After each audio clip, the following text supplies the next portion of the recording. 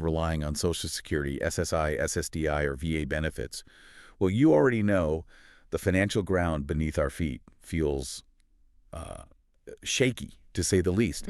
You're watching inflation just eat away at the benefits you count on. And for so many of you, waiting for any kind of meaningful relief, it feels like waiting forever. It really does. And we see the comments, we hear the stress around eligibility. People are constantly asking, will I be included this time? Is this another promise that's going to leave out seniors or the disabled? Today, we are going to cut through all of that confusion with a major update that is, I think, absolutely critical for your financial planning. We are diving deep into a proposal for a new $2,000 payment. And this is specifically targeted at low and middle income individuals. So we need to be clear, this isn't just a rumor. This is based on direct statements from the primary architect of this entire plan. So we're going to spend the next 30 minutes or so really breaking down those core questions. Do you qualify? We'll analyze the crucial income thresholds, those $75,000 and $150,000 figures. And we're going to definitively address those widespread concerns from our community about being excluded just because you receive fixed benefits. Yeah, and the short answer, which we'll get into, is that your fixed income status is probably your biggest advantage here. It is. And then there's the timeline. The official date is, well, it's a very vague middle of next year. But we have an analysis that reveals the political and economic catalysts that could actually put this money into your bank account significantly sooner. And crucially, we're also going to dive into those little technicalities that caused so much chaos during previous rounds. I'm talking about garnishment, tax status, and the implications for programs like SNAP and Medicaid. All the fine print that really matters. Exactly.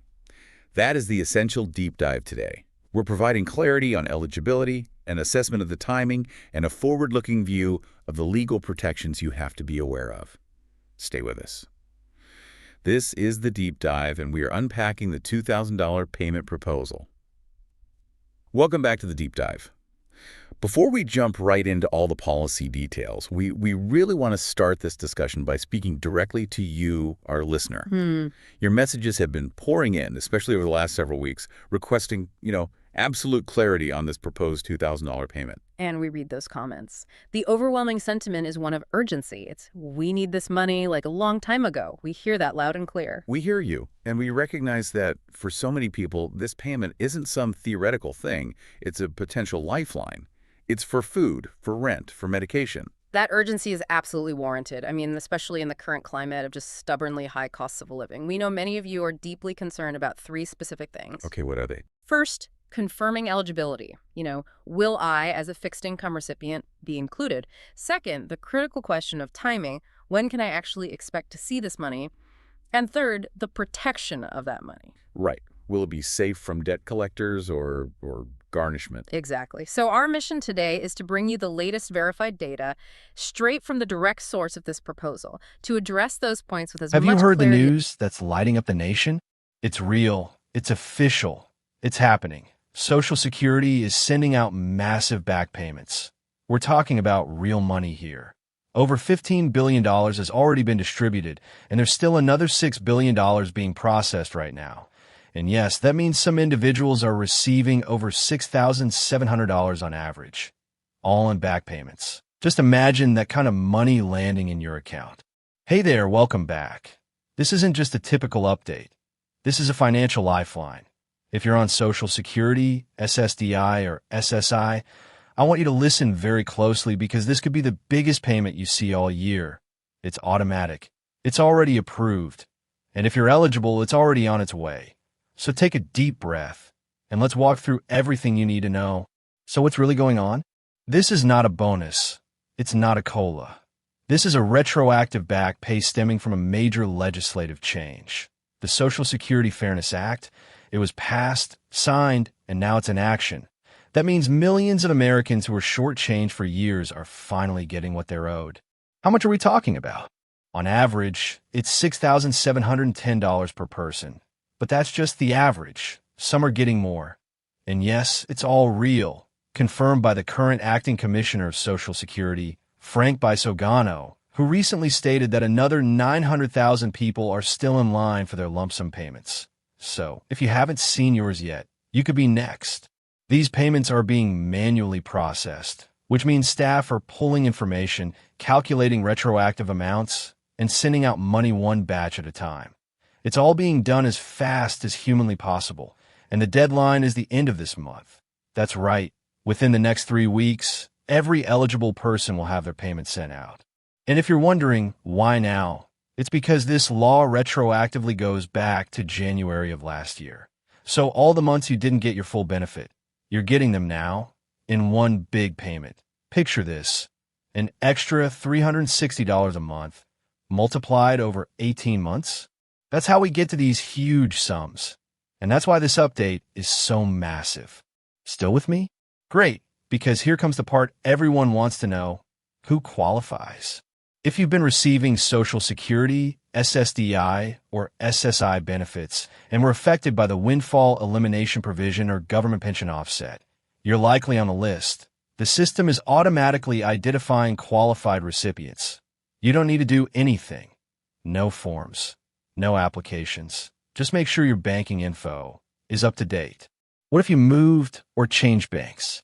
That's where delays happen. If the SSA can't confirm your payment info, you could miss the direct deposit and be shifted to a mailed check. And that could take weeks. So don't wait. Welcome to the deep dive. If you are an older adult, a retiree, a veteran, or, frankly, anyone relying on Social Security, SSI, SSDI, or VA benefits, you're going to want to listen very closely. You really are, because the conversation that is absolutely dominating Washington right now involves a proposal that could put significant, and I mean immediate, financial relief right into your bank account. We're talking about a major piece of financial news, the discussion around a potential $2,000 direct payment. That's the number, $2,000. Now, some people are calling it a stimulus check, others are calling it a dividend payment. Right. But whatever you call it, the number is concrete. And the single most urgent question, the one that we know causes the most anxiety for anyone on a fixed income, is this: are beneficiaries included? Or is this just for people with, traditional jobs? Exactly. So our mission today is to take the direct comments from Treasury Secretary Scott Bessent, he's the one leading this, and really use them as a roadmap to clarify who is eligible and hopefully provide some real reassurance. Because let's be honest, with the cost of living pushing everyone's budget to the absolute limit, that $2,000 could be the difference. It could be everything. Okay, let's unpack this. So to start, just to lay the foundation, this is real. This proposal is well beyond just an idea being floated around. It's not just talk. Not at all. Treasury Secretary Scott Bessent has confirmed it. The administration is actively discussing and developing a plan to send $2,000 direct payments to average Americans. This is an active initiative. And what I find fascinating right from the start is the language they're using. The terminology, yeah. It's not just one thing. He's using the term we all know, the $2,000 stimulus check. Right, which everyone remembers. But he's also using these more, policy-sounding phrases like $2,000 dividend payment or even a refund. Why are they doing that? It's a really crucial distinction, both politically and legally. When you say stimulus check, it immediately makes you think of the past emergency payments, like from the CARES Act. It frames it as emergency help. Precisely. It's aid to stabilize a struggling economy. But when you start using words like dividend or refund, you're subtly changing what the payment is. How so? Well, a dividend, that implies the government is returning money from, say, economic success to its shareholders, the American public. And a refund. A refund suggests it's just giving you back taxes that you overpaid. It's your money to begin with. So it's a messaging strategy. It lets them frame the payment in a way that appeals to different groups, different political ideas. That's it exactly. You can see it as essential relief, or you can see it as money you were owed all along. Right. But the objective, no matter what you call it, is the same. And that objective seems pretty clear. Oh, absolutely. The secretary said this is a direct response to the very real and severe concerns people have about inflation and the rising cost of living. So they see this as a tool to get spending power back into people's hands. Yeah. Immediately. Yes. And he was careful to point out this wasn't some rushed, last-minute idea. He framed it as part of a long-term strategy. Right. He said they've been working on solutions since day one of the administration. He even mentioned some earlier executive orders. And that continuity part is really important for you, the listener, because it suggests they're committed to this. It's not just a political soundbite they're going to forget about next week. They want to see it through the whole process. And this commitment is part of what he called their two-pronged strategy for relief, A two-pronged attack on high costs, really. which is designed to hit the problem from two different directions at the same time. That's right. Strategy one is the direct cash. The $2,000 payment, the refund, the dividend, whatever its final name is, that's the immediate money-in-your-hand relief. And strategy two. Strategy two is a parallel effort. It's more structural. It involves changing trade policy with the specific goal of lowering the prices of everyday things you buy. I do like that they're looking at both sides of the budget. They're trying to raise your income with the payment. And lower your expenses with the policy changes. We are going to get into the trade stuff a bit later because it's really interesting. But for now, the main takeaway is that this isn't just a simple handout. They're trying to use all their economic tools. Yes, it's a blend. An immediate cash injection mixed with these longer-term adjustments to fight inflation. It's different from the last stimulus rounds. But none of that matters if they can't actually get the money out. And that brings us to the big roadblock. Congress. Right. The secretary was very, very clear on this, and it's so important for managing expectations. This payment requires Congress. This is not something the president can just sign into existence tomorrow. Absolutely not. This isn't an executive fiat. The Treasury can't just start sending checks. So for our listeners, that means it has to go through the whole process. It has to pass the House of Representatives. Then it has to pass the Senate. And only then does it go to the president to be signed into law. And given how things are in Washington right now, getting a majority in both chambers is, well, it's a huge hurdle. It's a massive hurdle, and that's exactly why the conversation immediately shifts to other ways of getting it done. Alternative pathways. Right. Lawmakers have already started talking very seriously about using the budget reconciliation process. Okay, reconciliation. That's a term a lot of people have heard, but they might not know exactly what it means or why it's so important here. Let's really dive into that. We have to, because it represents the best hope for getting this done quickly. Reconciliation is a special procedure in the Senate. It's mainly for bills related to federal spending, revenue, budget stuff. It's a superpower. Its superpower is that it can't be filibustered. So instead of needing 60 votes to pass something in the Senate, a reconciliation bill only needs a simple majority. 51 votes. Or 50 plus the vice president's tie-breaking vote. Exactly. Yeah. That's the hope. It's a potential shortcut around all the gridlock. But if it's that easy, why don't they pass everything that way? There have to be limits, right? There are big ones. It's called the Byrd Rule, and it basically says you can only use reconciliation for budget measures. You can't stick in extraneous stuff. Meaning things that don't have to do with spending or taxes. That's right. You couldn't, for example, attach a huge new healthcare law to a reconciliation bill that's just supposed to authorize a payment. It keeps the bill focused. So if they structure this $2,000 payment as, say, a tax refund, like they've done before, then it fits perfectly. It's a prime candidate for reconciliation. It just means the bill itself has to be clean, lean, and focused only on that spending. which helps us understand why lawmakers are already saying more reconciliation bills are coming. They're signaling they have a high priority item like this that they might need to push through without bipartisan support. It shows their strategy. And the secretary's comments really reflect that flexibility. He said the president is all about solutions and that everything is on the table. Which is code for, we'll try the normal way first. But we are fully prepared to use reconciliation if we have to. They just want to get the money out. And this all ties back to some of the administration's other financial promises, right? Mm-hmm. The secretary mentioned things like no tax on tips, Social Security, overtime. He did. He connected it all to a very specific prediction.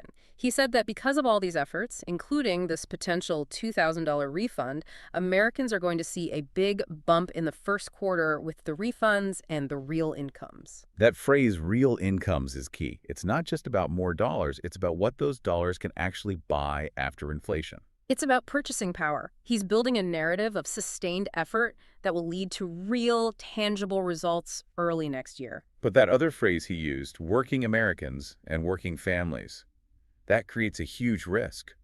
And it brings us right to the main fear our listeners have. This is it. This is the moment we have to address the #1 source of anxiety from everything the secretary said. Because when he keeps saying, for working families, if you are a senior who hasn't worked in 20 years, or you're on SSDI because you can't work, that language makes you think, I'm going to be left out. it's an immediate and completely understandable fear. The language is vague. But this is where we need to stop. and provide the definitive clarity that comes from looking at how these things have always worked. This is where the policy analysis is totally different from the political rhetoric. And where it gets really interesting. The crucial definitive clarification from every single analyst who knows these payment systems is this: eligibility is based on your income, period. It's an income test, not a job test. It's an income test, not a job test. I want to say that again. They check your total adjusted gross income, your AGI. But let me just challenge that for a second.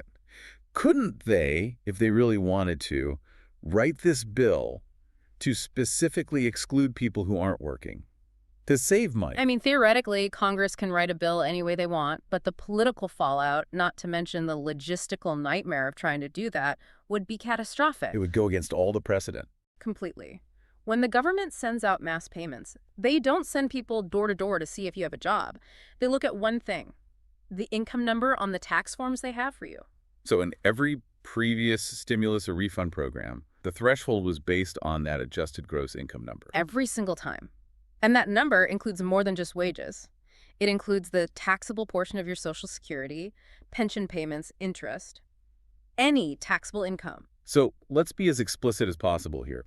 Based on that clear rule that income is what matters, we can confirm that recipients of Social Security retirement, SSDI, SSI, survivors benefits, VA benefits, railroad retirement, all of you. You are intended to be included as long as your total income is below whatever limit they set. It would be completely contradictory to the whole point of the program to leave you out. Think about it. The payment is designed to help people struggling with the cost of living. Who is most vulnerable to inflation? People on fixed, low income. Exactly. Seniors, the disabled. Excluding the most financially vulnerable group would make the entire policy ineffective. So the source of your income doesn't matter as much as the amount of your income. Right. A 9-to-5 job, Social Security, a VA pension. If the total is under the limit, you should qualify. And this is backed up by the political analysis in our sources, too. The analyst said that creating a policy to specifically cut out federal beneficiaries would be, and I'm quoting, very bad. Very bad. You're talking about tens of millions of people, a huge, engaged group of voters. The analyst pointed out that the 2026 election is not that far away.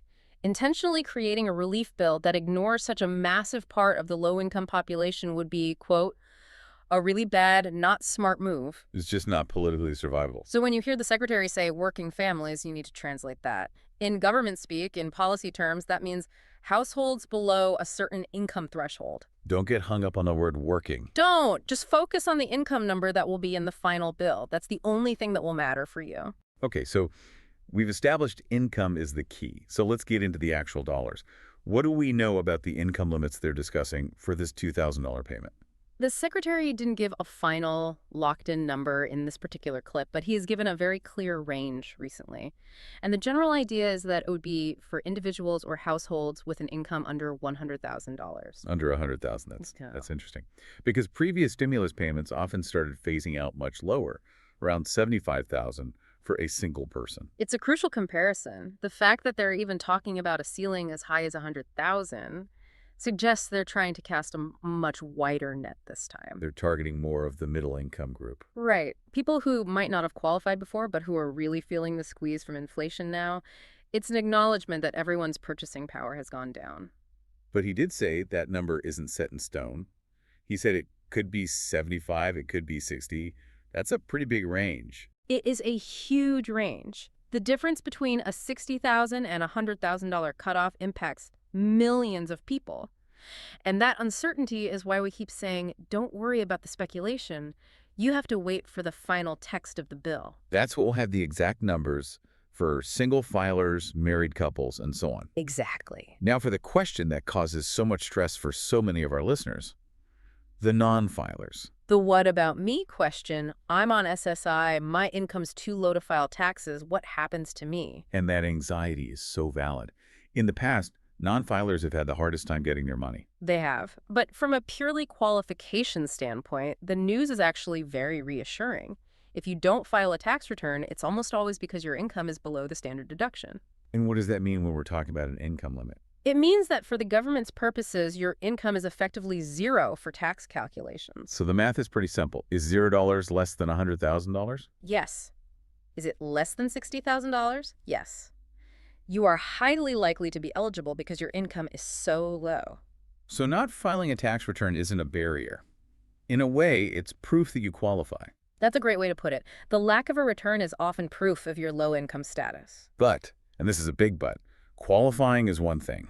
Actually getting the money is another. We saw the government struggle with this before. Immensely. They didn't have current bank information for millions of non-filers. So let's talk logistics. In the past, they set up an IRS non-filers tool online. Which was difficult for a lot of people to use. It was. But for beneficiaries, for people on Social Security, SSDI, SSI, or VA benefits, the process was different and much easier. The Treasury worked directly with the SSA and the VA. To use the direct deposit information they already have. Exactly. So the most important advice for you if you rely solely on benefits is this. If your monthly benefit is direct deposited, you should be set to receive this $2,000 payment through that exact same channel. And what if you get your benefits on a Direct Express card? The same thing applies. That card works just like a bank account for these purposes. They loaded the previous payments right onto those cards. So as long as your info is up to date with the SSA or the VA, you shouldn't have to do anything extra. You shouldn't. The anxiety is really for people who might get paper checks or whose bank account has changed recently. So the key action item is to make sure your address and your direct deposit info are current with the agency that sends you your benefits. That is the single best thing you can do right now to prepare. It's the simplest way for the government to find you and get you the money quickly. The bottom line is they want to get this money to low-income Americans. Don't let the fact you don't file taxes make you think you'll be forgotten. Let's shift gears now to that second prong of the plan. The part that isn't about giving you more money, but about making things cost less. The trade policy changes. Right. The secretary mentioned his team has been working on these trade deals for 6, 7, 8 months. They're just recently finalized. And how do these deals actually lead to you saving money at the checkout counter? The mechanism is tariffs. A tariff is just a tax the government puts on imported goods.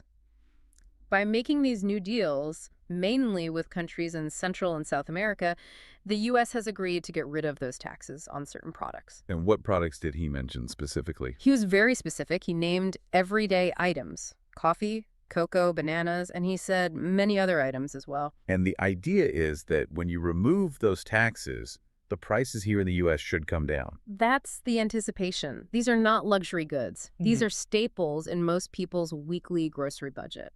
Do we have a sense of how much prices could drop? He didn't give a percentage, but we know tariffs on food can be pretty significant, sometimes 5, 10%, or even more. So if you remove, say, a 7% tax on imported coffee beans, that saving should theoretically get passed on to you. So the $2,000 payment is the immediate, shot in the arm. The defibrillator, yeah. And the trade deals are the long-term plan to keep prices stable. It's an interesting mix. It is. And it's also smart politics. It lets the administration say, look, we're not just handing out money. We are fixing the structural causes of inflation with better policy. Speaking of politics, let's circle back to why it's basically impossible for them to exclude beneficiaries from this payment. It comes down to leverage and logistics. Economically, beneficiaries are the group hit hardest by inflation, so leaving them out makes no sense. And politically. Politically, it would be suicide. You would alienate millions of seniors, veterans, and disabled Americans who are all feeling the pain right now. That analyst's warning about the 2026 election is not an exaggeration. And it's just harder to do bureaucratically. It's so much harder. It's far more efficient to just use the existing SSA and VA systems to send money to everyone below the income line than it is to build a whole new system just to filter some people out. So their inclusion is basically a political and a logistical necessity. Which just reinforces what we said earlier. The test is income, not your job. Okay, now for the practical concerns. Let's assume the bill passes and you qualify. People need to know the logistics, the timeline, and the protections that come with a payment this big. And let's start with the most stressful part. When? Yeah. We know it depends on Congress, but what does that actually look like? If a bill is introduced tomorrow, what are the steps? Well, based on past spending bills, it's unpredictable. First, the bill has to go through committee in the House. That's where they hammer out the final details. That alone can take weeks. Then a vote in the full House. Then it goes to the Senate. And that's where things usually slow down the most, especially if they don't use reconciliation. So when the secretary talks about a big bump in the first quarter, that's That's a really aggressive timeline. Extremely ambitious. For you to get a payment in, say, January or February, that bill needs to be passed and signed into law by early December at the latest. That gives the Treasury time to set things up. That would require a massive amount of political cooperation. Or the immediate use of reconciliation. The point for you to understand is that any delay will be because of politics in Washington, not because the Treasury is slow. Okay, delivery. We touched on this. For most beneficiaries, it should be automatic, right? It should be. In every past round, if you are already getting federal benefits by direct deposit, the Treasury just used those payment files. It's the fastest, easiest way. So the $2,000 should show up in the same bank account your Social Security does. Would be loaded onto your Direct Express card. Yes. As long as your information is current, you shouldn't need to go to some special IRS website or fill out a new form. That's a huge relief. Now, financial protection. Is this payment going to be taxed? Based on all the precedents, no. This kind of payment is almost always structured as a tax credit or a refund, which means it is not considered taxable income. More importantly, does it affect your eligibility for other benefits, like SSI, SNAPI, Medicaid? That is the critical question. If getting $2,000 suddenly pushes you over the asset limit for SSI, you could lose your monthly benefit, which would be a disaster. It would defeat the whole purpose. It would. And that's why past legislation has always included specific protections. They usually write the law so that these payments don't count as income or a resource for 12 months. So it shouldn't affect your other federal benefits. We have to assume the final bill will include that same vital protection. It's something everyone needs to look for in the final text. And what about debt collectors? If someone has private debts, can this money be garnished? Another great question. In the past, these payments were protected from garnishment by private creditors, so credit card companies, medical debts, things like that. But not from government debts. Generally not. Things like back taxes or overdue child support could still be taken out of the payment. So, again, the final text of the law is what matters. The expectation is protection from private debt, but not necessarily from federal or state debt. And finally, we have to issue the warning: scams. We have to be so loud and clear about this. The Treasury, the IRS, the Social Security Administration, the VA. They will never, ever call you, text you, or email you asking for your personal information or for a fee to get your payment. It will never happen. If anyone contacts you and says you need to pay a fee to expedite your $2,000 dividend, it is a scam. 100% of the time. Hang up. Delete the email. Block the number. Only trust official letters in the mail from a government agency or information you get by logging into your own secure My Social Security account online. Our main message here is to stay calm. Don't worry that you'll be left out because you're not working 9 to 5. Focus on the income requirement, make sure your benefit information is up to date, and then we just have to wait for the political process to play out. So to wrap all this up, let's just summarize the 2 most important facts that we've pulled from this deep dive. Let's do it. First, the payment is real. It's being actively developed for $2,000, maybe more. But it needs Congress to act either the normal way or through that reconciliation shortcut. And the timeline for that depends entirely on political speed. Second, and most importantly, eligibility is all about income, not about your job.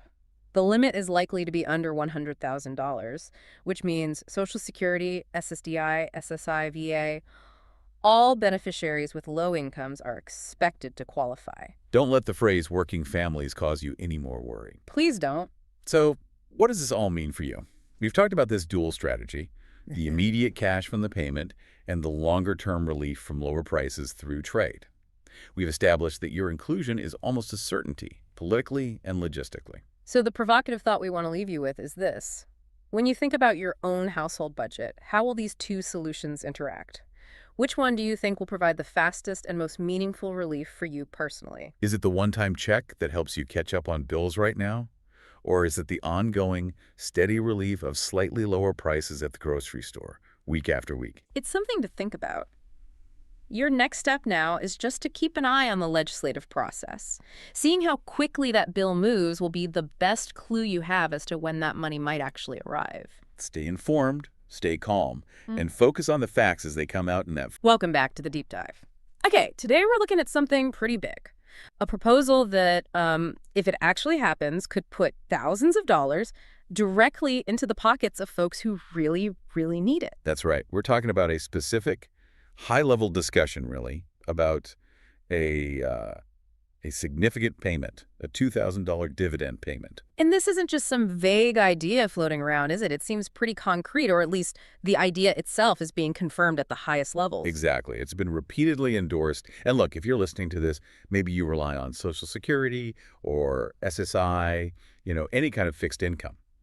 Well, $2,000 is huge. Oh, absolutely. It can make a massive difference, right? Like covering rent or unexpected bills. It gives you that breathing room. It really does. That's why we need to dig into this. So our mission today for this deep dive is to cut through all the chatter, the speculation. We've got the source material stacked up, recent posts, official statements, some historical financial context too. And we're aiming to pull out 3 key things for you. First, who exactly is this dividend aimed at? Who gets it? Right. Second, how realistic is the funding? They talk about how it'll be paid for, but does the math actually work given the huge cost? And third, maybe the most critical point. Yeah. What's the track record here? This isn't the first promise like this. Does that history tell us anything about whether it'll actually, land in people's bank accounts? Yeah, that's crucial context, especially for our audience. We're talking retirees, folks on low income, people with fixed benefits. They need clarity, not just headlines. Absolutely. When you're talking about thousands of dollars, the details matter. The income limits, how it gets delivered, that's the stuff that really counts. Okay, let's unpack this. So the proposal itself, what are we actually looking at? The source material, you said, it's recent posts from the president. Yes, very recent, very public posts, confirming the idea. It's been called a few different things, hasn't it? Yeah, I saw that, like $2,000 stimulus check or a $2,000 dividend distribution rebate. Or even just a $2,000 payment to all of us. That last one sounds broad. Right. But the key now is to get past those catchphrases and look at the actual language. Who is supposed to get this money? That's where we need to start. Exactly. Let's nail down the specifics. So Section 1, who's the target for this $2,000 payment? Well, the amount seems pretty consistent. It's proposed as $2,000, sometimes phrased as at least $2,000. Okay, so the number itself is clear, $2,000. But the who gets it part, that seems to have shifted a bit. It really has. Over just the last few weeks, it went from a very broad initial statement to something much more focused. What was that first message? I remember it causing a bit of a stir. It did. The first post we looked at, the key words were something like, a dividend of at least $2,000 a person, not including high-income people, will be paid to everyone. Everyone. That's the word that jumps out. But then that little catch, not including high-income people. Right. And that immediately creates confusion, doesn't it? What does everyone mean if it excludes a group? And more importantly, who counts as high income? Exactly. And for people on fixed benefits, that everyone phrasing, it's tricky. Does everyone include someone just getting Social Security or retirement who doesn't file taxes the usual way? Or someone on SSI? Their income is needs-based, often below tax thresholds.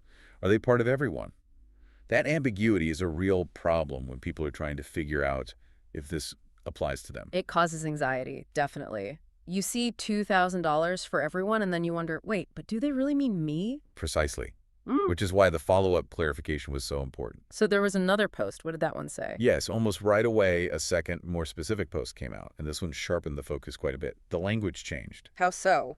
It stated $2,000 payments were explicitly for low and middle income USA citizens. Ah, okay. Low and middle income. That's much clearer than everyone except high income. Much clearer. And that shift in language, that specific focus on low and middle income people, Yeah. it matters tremendously for our listeners. Why specifically? How does that address their concerns? Because it directly tackles those long-standing worries for seniors, people with disabilities, folks with very little income, or those living only on government benefits. Think about past stimulus efforts. Right. There was always that question of how they'd find people not in the regular tax system. Exactly. The administrative hurdle. How do you determine eligibility for someone outside that standard W-2 employee structure?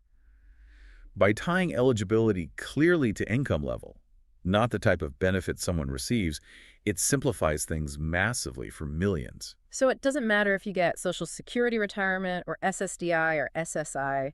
It's about how much money you actually have coming in overall. That's the core idea based on this new phrasing. If you get Social Security, that's based on your work history. SSDI, disability and work history.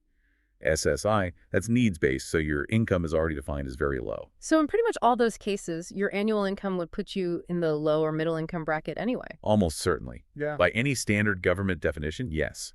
This takes the focus off which benefit you receive and puts it squarely on your total income. Okay, so this is a key point we can pull from the source material and past actions. Income is the main thing they look at. Income is the sole metric. Historically, for these big distributions, income is number one. Doesn't matter if you file taxes, don't file taxes, get Social Security, SSI, SSDI. If your income fits the definition of low and middle, then according to this proposal, you'd be eligible. What's fascinating here is, well, the reassurance that gives people on fixed benefits, right? Absolutely. If you're getting, say, the maximum Social Security benefit, or if you're on SSI where the income limits are already very strict, you're almost certainly going to fall well within any reasonable definition of low and middle income. So people can stop worrying about, do they know I exist if I don't file taxes? Or does SSI count? It's just about the total income figure. That seems to be the clear message from the updated phrasing. It moves the conversation away from the source of the income and focuses purely on the level of income. And let's be real, for so many of our listeners, their monthly income might be, what, $1,500, $2,000, maybe $2,500. Exactly. And in that context, a one-time $2,000 payment isn't just helpful, it's transformative. It could literally be a full month's income, or close to it. That could clear up overdue utility bills, cover a major car repair, pay for needed medication. It's a real material difference. It's a significant safety net, even if temporary. That's why we're taking this proposal seriously and breaking it down. Okay, one other detail in that phrasing. USA citizens. That seems pretty clear-cut. Yes, that handles the residency requirement up front. Based on this specific language, non-citizens, regardless of their income level, wouldn't be included in this particular proposal. Got it. So the big takeaway from this first section is the target is explicitly low and middle income U.S. citizens. If that's you, based on your income, you're the intended recipient. Correct. The focus is clear. Okay, but that leads directly to the next big question. If it's for low and middle income and not for high income, where's the line? Yes. Section 2, defining high income and figuring out those eligibility thresholds. And this is where the source material gets a bit vague, right? They didn't actually put a dollar figure on high income. No, they didn't. The posts clearly state who isn't getting it, high income people, but they don't give an exact number for that cutoff. That's the missing piece right now. And that number is everything, really, because where they draw that line determines who in the middle class actually qualifies. Precisely. The entire eligibility for millions of middle-income earners hangs on that definition. So since the legislation isn't written, we have to look elsewhere, like past programs. Exactly. We have to rely on historical context. And thankfully, we have some pretty good recent examples, especially the big stimulus checks that went out in 2021 under the American Rescue Plan. Right. Those had income limits, so we can use those as a guide. They're vital for setting realistic expectations. Based on those programs, we can make a reasonable estimate. What are we thinking? What were those limits, roughly? Well, for an individual tax filer, the point where payments started to phase out was generally around $75,000 per year in adjusted gross income, or AGI. Okay, $75K for a single person? What about couples? For married couples filing jointly, that threshold typically doubled. So around $150,000 per year AGI. 75K and 150K, those were the common phase-out points before, so it's likely they'd use similar numbers again. It's a strong possibility. These figures are sort of the established benchmarks for where broad stimulus payments started tapering off in the recent past. But why those numbers specifically? Couldn't they set the high-income bar much lower, say $50,000 to save money? They could, but it would contradict the stated goal. Let's look at the bigger picture, the economics mentioned in the material. Okay. The average household income in the U.S. last year was around $83,000.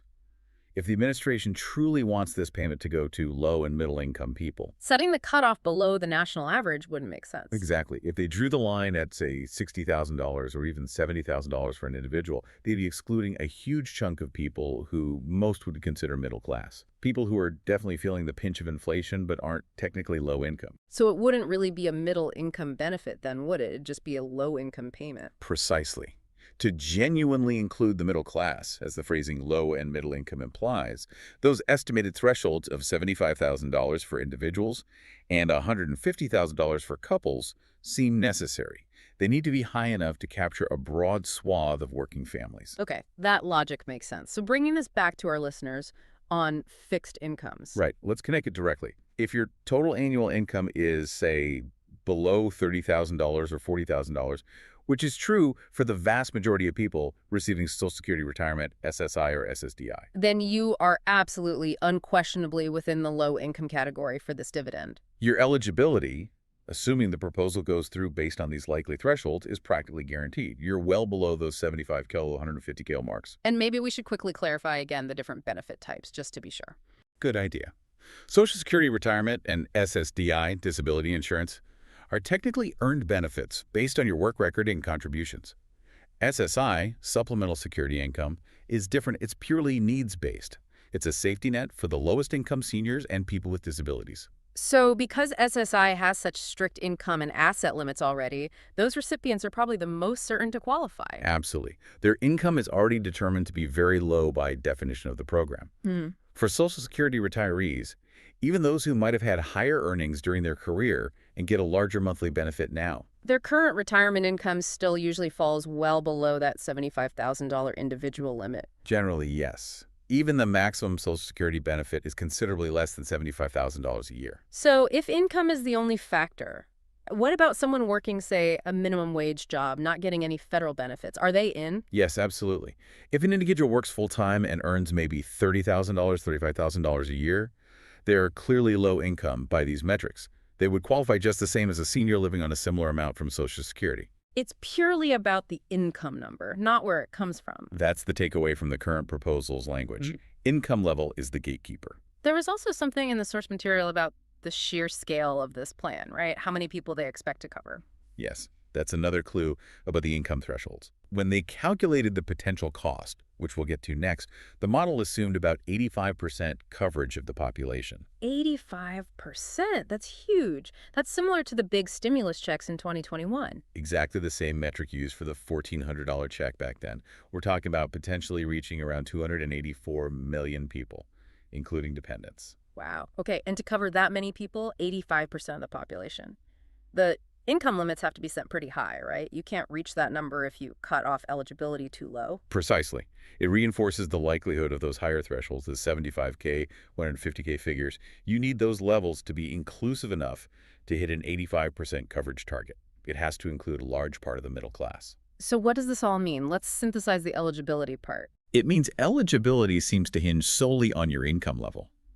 Based on the specific language targeting low and middle income and the historical context, if your income is below those likely thresholds, maybe 75K for individuals, 150K for couples, you'd probably qualify for the proposed $2,000 payment. And for most people on fixed federal benefits, that means they are very likely included. Very likely, yes. Okay. Now, before we dive into the money part, the funding mechanism, which sounds complicated, maybe we should quickly address some of those missing details that people worry about. Good point. While we don't have final answers, we can talk about expectations based on past practice, especially regarding financial protections. Like garnishment. That's a big one. If someone gets this $2,000, can a debt collector just snatch it? That's a major concern, understandably. Historically, large federal relief payments like the stimulus checks often came with specific legal protections against garnishment, especially for federal benefit recipients. So the money was protected? Often, yes. Congress included language to shield those funds. Now, the Trump proposal doesn't specify this yet because it's just a proposal. But if it follows the pattern? If it follows precedent for a payment of this nature and size, there's a strong historical likelihood that anti-garnishment protections would be included, particularly for vulnerable groups. But we have to stress that's not guaranteed yet. No official word. Absolutely not guaranteed. It's something that must be clarified in any final legislation. It's a critical point of concern we'll be watching. And the other big one, taxes. Yeah. Would this $2,000 be taxable income? Another unknown right now.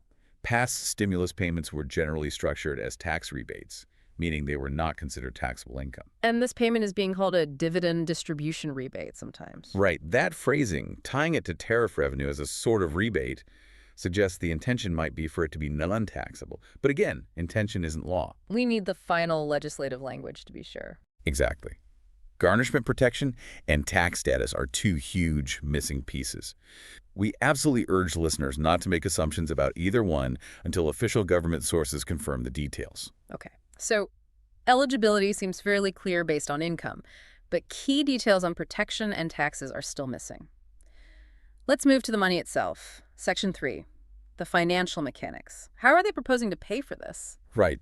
We know who they want to give it to, but where does potentially more than $500 billion come from? $500 billion, is that the estimated cost? Yes, based on that 85% population coverage metric we mentioned, sending $2,000 to roughly 284 million people. The total cost is estimated at a staggering $568 billion. $568 billion. Okay, that's a lot of money. It is indeed, and the source material is very specific about the funding source. It explicitly says these proposed $2,000 payments are tied to revenue generated from massive tariff income. Tariffs. Okay, maybe quickly explain what a tariff is, just for clarity. Sure. A tariff is basically a tax. It's a tax imposed by a government on goods or services that are imported into the country. So stuff coming in from other countries gets taxed. Right. It serves two main purposes. It generates revenue for the government, and it often aims to make foreign goods more expensive, hopefully encouraging people to buy domestically produced goods instead. Got it. So the idea is this $568 billion comes from those import taxes. That's the proposal. But this is where we hit the core mathematical challenge laid out right there in the source material. Okay, let's hear the numbers. Cost is $568 billion. How much is coming in from tariffs? Well, the report states that so far this year, and remember, we're well into the year now, about $195 billion has been collected in tariff revenue. $195 billion collected. Okay, Yeah. That's not $568 billion. Not even close. Yeah, and it gets worse. The projected annual tariff revenue, so for a full 12-month period, is estimated to be around $350 billion. So even over a whole year, they only expect to collect $350 billion from this source, but they need $568 billion for the payout. Exactly. Yeah. The immediate problem is crystal clear. You need $568 billion for the checks. But the maximum you expect to get from your dedicated funding source in a year is only $350 billion. That leaves a shortfall. Yeah. Carry the one, about $218 billion short, just for 1 year's worth. Precisely.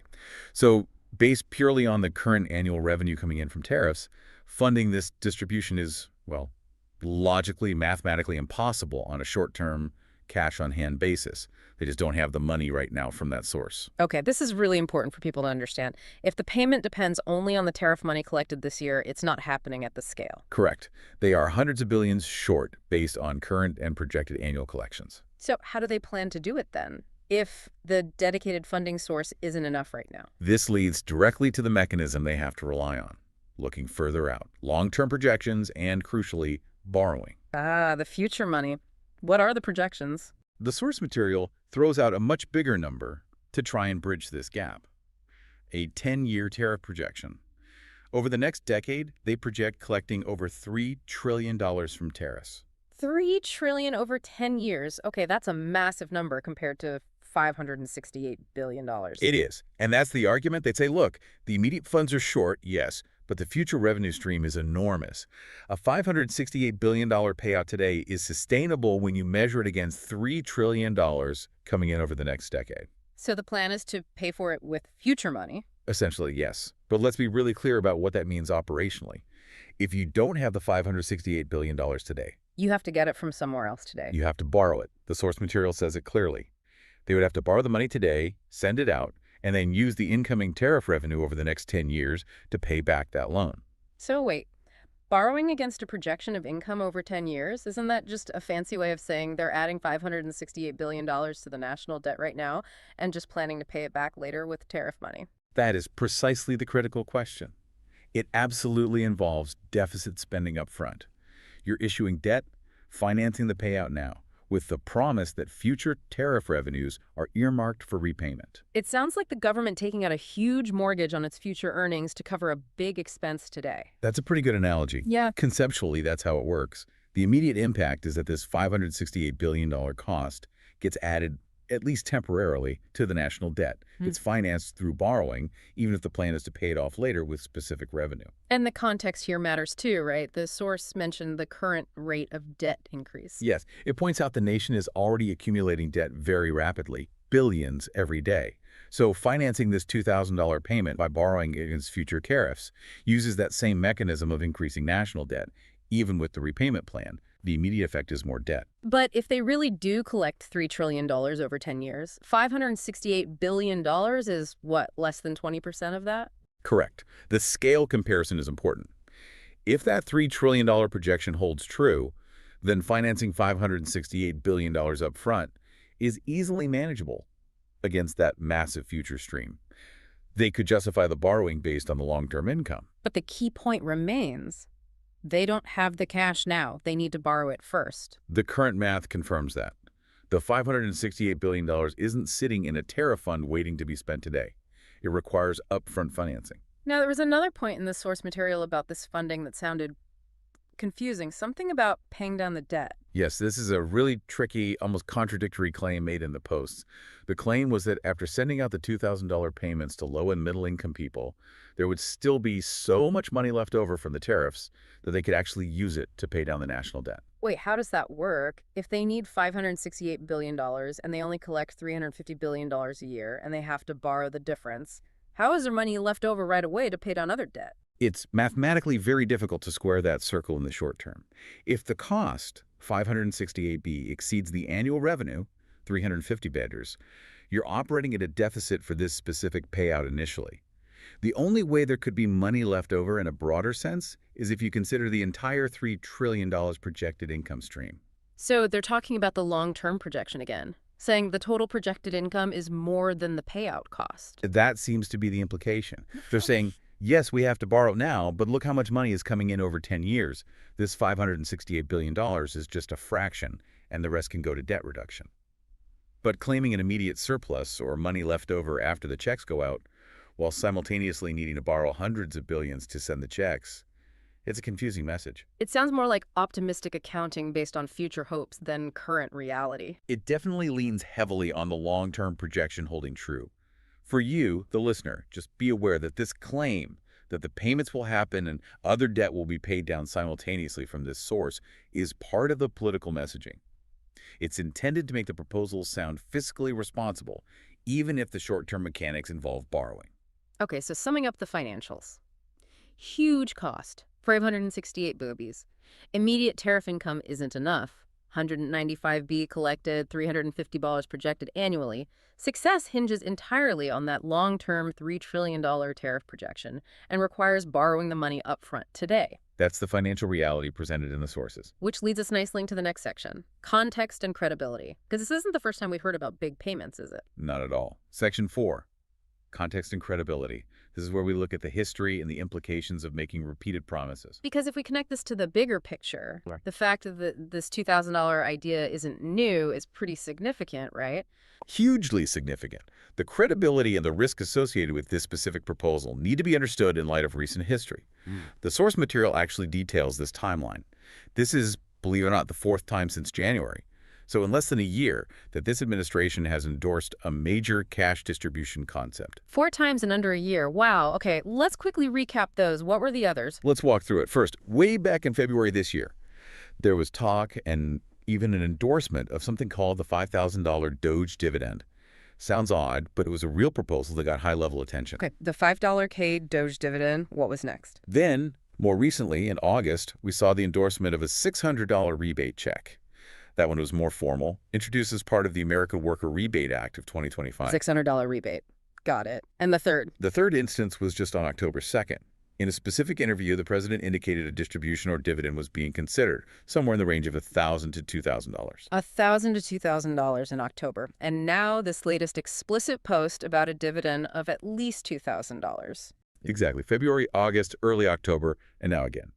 4 times in about 10 months, the idea of sending out thousands or at least hundreds of dollars directly to Americans has been floated and endorsed at the highest level. So what does that mean? Promising something 4 times? Does that make it more likely or less likely to happen? That's the million-dollar question, or maybe the $568 billion question. It leads right to the strong warning highlighted in the source material about the need for follow-through. Because repeating the promise raises the stakes. Dramatically. While the messaging itself is powerful, who wouldn't want $2,000? And it generates hope, especially for people struggling financially. Repeating that message over and over without actually delivering creates a massive risk. A trust risk, a political risk. Yeah, the source said something about it being a really, really bad messaging campaign if it doesn't happen now. Precisely. The analysis shared was that if you flip this idea 4 times and then fail to execute, it just looks bad. It completely undermines credibility. The phrase used was that the administration is effectively painting themselves into a corner. Meaning the only way out now, credibly, is to actually do it. That's the argument. The political pressure, largely self-inflicted through these repeated endorsements, is now immense. And what does this mean for you, the listener? How should people interpret this repetition? It's a double-edged sword. On one hand, the repeated high-level endorsements suggest genuine intent. It's clearly something they want to do. On the other hand, it highlights the potential for disappointment. It's like the kid who cried wolf analogy the source used. Exactly that. If you keep promising significant financial help to vulnerable groups, seniors, low-income families, people with disabilities, and it never materializes, you erode trust. The next time a genuine proposal comes along, people might just roll their eyes and think, yeah, right, heard that before. It could actually hurt future efforts to provide real relief. It absolutely could. The stakes are incredibly high now, not just for this specific payment, but for the administration's overall credibility on economic promises, especially to these communities. It's pretty unusual to see this level of repeated public endorsement without immediate, concrete legislative action following right behind it. It is unusual. It signals strong intent, but it also dramatically increases the political cost of failure. Okay, so the history suggests they really need to deliver this time, but let's circle back to the practical side again. Since it's still just a proposal, endorsed but not enacted, all those crucial operational details are still missing. Completely missing. The sources confirm. This is an idea that's been backed, not a finalized plan. So there is zero specifics on the how and when. We need to be really clear about what the source material does not say. No payment dates. No mention of dates. Could be November, December, sometime next year. We simply don't know. No details on how the payment arrives. Direct deposit, paper check, direct express card. Nothing on the method of payment, which is crucial as many fixed-income recipients rely specifically on their direct express cards. And critically, as we discussed, no final word on taxes or those garnishment protections. Correct. No official confirmation on tax implications, or, importantly, whether the funds would be shielded from debt collectors. So for our listeners, especially someone maybe juggling old debts or on SSI with strict asset limits, knowing if that $2,000 is protected is absolutely vital information for managing their money. It's paramount. But for now, we have to emphasize, those details only emerge once official legislation is passed, or an executive order is issued and made public. Right now, we're analyzing the proposal and the intent, not the finalized implementation plan. So while the eligibility criteria look promising for many, especially based on income, people need to stay patient about the logistics. Patience and vigilance are key. The implementation phase, the nuts and bolts of getting the money out, is always the hardest part. That's where things can get bogged down in rules, regulations, and debate. What's the best thing someone can do right now, then? Honestly, the most practical step is to ensure your current payment information is up to date with the relevant agency, likely the Social Security Administration or the VA if you receive benefits there. Make sure your direct deposit info or your direct express card details are current. Because if this payment does happen, they'll likely use the existing systems. Almost certainly. Using the established payment rails is the fastest way to get money out. Yeah. So having accurate information on file is the best preparation you can do right now. Okay. So the repeated messaging ramps up the pressure to deliver. The eligibility looks good for low-middle income folks. Funding is tricky, but potentially doable via borrowing. But the actual how and when remain big question marks. That sums up the situation based on the available source material. The pressure is definitely on. All right, let's move to our final section. Section 5, the need for trust and looking ahead. Right. Given all this uncertainty around a high-profile proposal, we need to talk about trust and security. Especially avoiding scams, right? Whenever there's talk of government money, the scammers come out. Absolutely. Even though the source material didn't explicitly detail a scam warning for this specific proposal yet, based on every previous stimulus payment, we must issue a strong warning now. What's the key message? Rely only on official sources. Get your information directly from verified government websites, SSA.gov, IRS.gov, VA.gov, or wait for an official letter in the mail. And nobody official is going to call or text asking for info. Absolutely not. This is critical. No one from the Social Security Administration, the IRS, the VA, or any other government agency will ever call you, text you, or email you out of the blue asking for your Social Security number, your bank account details, your credit card number, or demanding a fee or gift card payment to release or process this $2,000 dividend. If you get a call like that, Hang up immediately. Don't engage. If it's a text or email, delete it. Do not click any links. These are scams, plain and simple. And report if possible. Yes, report suspicious contact to the relevant agency or the Federal Trade Commission, FTC. Remember, if this dividend happens and you're eligible, especially if you already receive federal benefits. The money should arrive automatically. No need to apply or give out info. Exactly. It should use your existing payment method on file. No application needed from most people. Be incredibly wary of anyone telling you otherwise. Okay, very important warning. Now, let's connect this $2,000 idea to the bigger economic picture. Is this part of some larger reform, or is it just a one-off? Based on the source material, this is being framed as an idea for a one-time relief payment. It's meant to help people cope with current economic pressures like inflation. So it's not like a permanent increase to monthly Social Security checks or a change to the annual COLA calculation? No, it doesn't appear to be part of any long-term structural reform of the Social Security system or other benefit programs. Think of it as emergency financial aid, a shot in the arm to deal with current high costs, not a permanent raise. That's a really important distinction for managing expectations, right? This is temporary help, not a change to your base benefit. A crucial distinction. People need to budget and plan accordingly, knowing this is likely a one-time event if it happens. And the economic thinking behind it. Why do this kind of payment? Well, if it were enacted, putting $568 billion directly into the hands of low and middle-income individuals and families is a very direct form of economic stimulus. Because those groups tend to spend the money quickly. Exactly. People living on tight budgets generally use extra funds immediately for essential needs, groceries, rent, gas, repairs.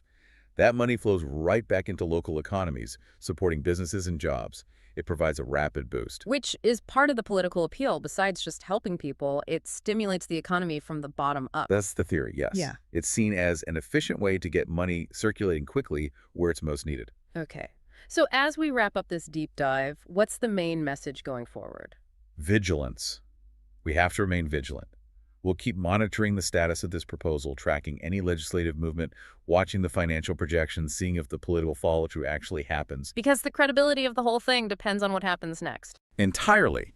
We have the baseline from the sources, the promise made repeatedly, the target audience, low-middle income, good news for fixed-income folks, and the proposed funding, tariffs, but needs borrowing. Sure. Now we wait for action. And that vigilance is crucial for our listeners, too. Managing a fixed income is tough. You need reliable, up-to-date information. And we promise to provide that. As soon as there's definitive news, official legislation, and executive order, those crucial details on dates, taxes, garnishment, we will bring it to you. Okay, let's quickly summarize the absolute most important takeaways for everyone listening. Let's do it. First, the proposed amount is significant, at least $2,000 per person. Second, the target group is now explicitly stated as low and middle income USA citizens.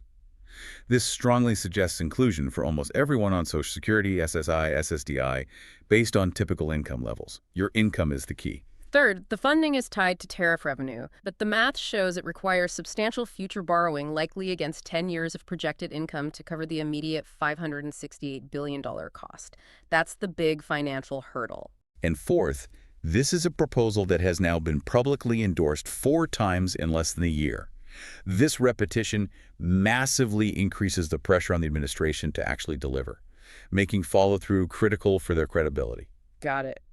$2K, low-middle income focus, tariff-funded borrowing, 4th time's the charm, hopefully. Hopefully, and maybe a final provocative thought for people to chew on. Go for it. The very fact that such a huge $500 billion payout is being planned based on borrowing against projected future tariff income. It raises really fundamental questions, doesn't it, about the long-term sustainability, the fiscal transparency of using this specific revenue stream for this kind of immediate broad relief. You mean, is this a genuinely new way to fund help or just creative accounting for more borrowing? Exactly. Is it a sustainable model for future relief efforts? Or is it essentially just repackaging standard deficit spending with a politically appealing label like tariff income? How reliable are those 10-year projections anyway?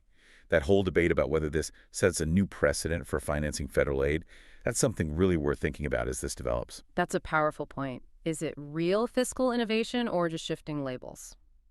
Definitely something to keep an eye on. Indeed. Well, that brings us to the end of this crucial financial deep dive. Thank you for joining us. If this analysis of the $2,000 dividend proposal is important for you or for someone you know, a friend, a family member, Please subscribe to the deep dive, hit that notification bell. That way you won't miss any updates on this or any other financial news that directly affects Social Security, SSI, SSDI, VA benefits, or your fixed income. and please share this deep dive. If you know someone who needs this clarity about the $2,000 promise, send it their way. Knowledge is power, especially when managing tight finances. Absolutely. Until next time, stay informed. We are diving into a major financial update today, one that impacts millions of Americans, seniors, retirees, and low-income beneficiaries who are, just watching their budgets get absolutely crushed by this persistent inflation.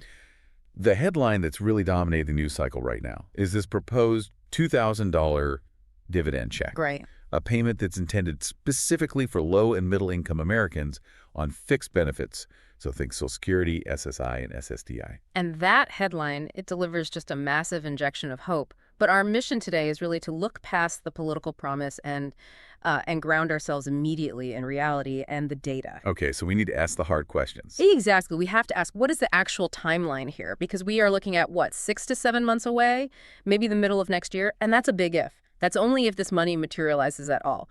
So we're going to analyze the really unusual and specific source of this proposed funding, this idea of massive tariff revenue, and really dissect the complex legislative and political context that makes this whole thing so uncertain. And before we even get into the details of that check, we have a vital, urgent warning that you really cannot afford to miss. Yeah, this is critical. There's a sophisticated and, frankly, dangerous new Social Security scam that's targeting fixed income recipients right now. It's using these high-pressure tactics, and it's leading to billions in losses nationwide. Billions. So knowing how to spot this specific fraud immediately is really your first line of defense to protect the benefits you rely on. This is a deep dive, and it's driven purely by the sources and the facts. We're cutting through all the noise to show you precisely who might qualify for this $2,000, but I think more importantly, we're laying out the desperate, undeniable need for this relief. Which is so real. It is. We'll be talking about that devastating financial gap. The 18.2% food price hike seniors have faced versus the meager 2.8% cost of living adjustment they received. Yeah, it's just a staggering difference. And finally, we will give you actionable steps, the real, accessible, and, guaranteed benefits you can claim today, this week, while the fate of this $2,000 payment just hangs in the balance. So this is the deep dive you need to stay informed, protected, and financially empowered in 2025. Let's get into it. Let's start right where all the excitement is. For anyone who's living paycheck to paycheck on a fixed income, especially after years of watching inflation just outpace their TSCL increases, hearing the words dividend check and $2,000, It's huge. it's genuinely life-changing news. It's a moment of hope, and we know so many people are facing severe financial pressure right now. But we have to be meticulous here. Let's look at the precise details of the proposal. So what was the official announcement? Where did this come from? Right. So the information came directly from President Trump on November 9th, and it was through a public post on Truth Social. Okay. And the core detail is fascinating, really, because it outlines a very specific and I would say non-traditional mechanism for funding this payment. And what is that? The proposed payment is explicitly labeled as a dividend of at least $2,000 per person. At least $2,000. I noticed that phrasing. It suggests there's a potential for more, but the minimum is clear. Exactly. But the real complexity and, frankly, the source of a lot of the skepticism, it lies in the funding mechanism itself. Okay, let's break that down. So the money is intended to come from massive tariff income, which is collected from taxes on foreign goods.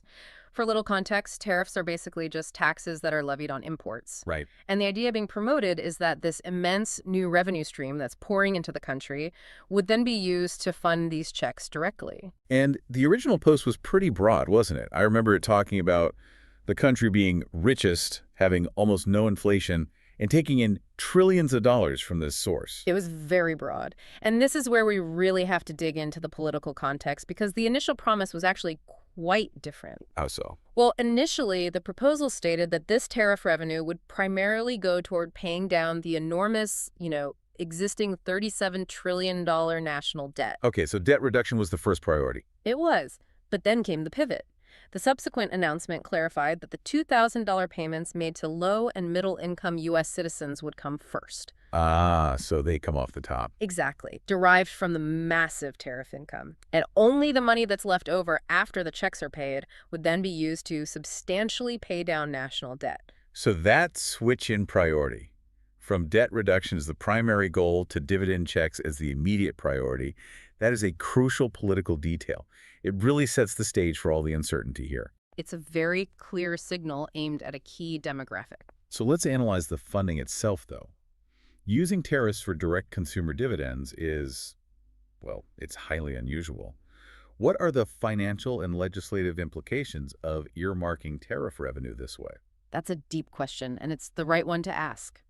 First, tariffs are a notoriously volatile revenue source. What do you mean by volatile? Well, their collection depends entirely on the flow of global trade and the specific tax rates applied, which can fluctuate wildly based on, international relations and trade negotiations. So you can't really count on it. Exactly.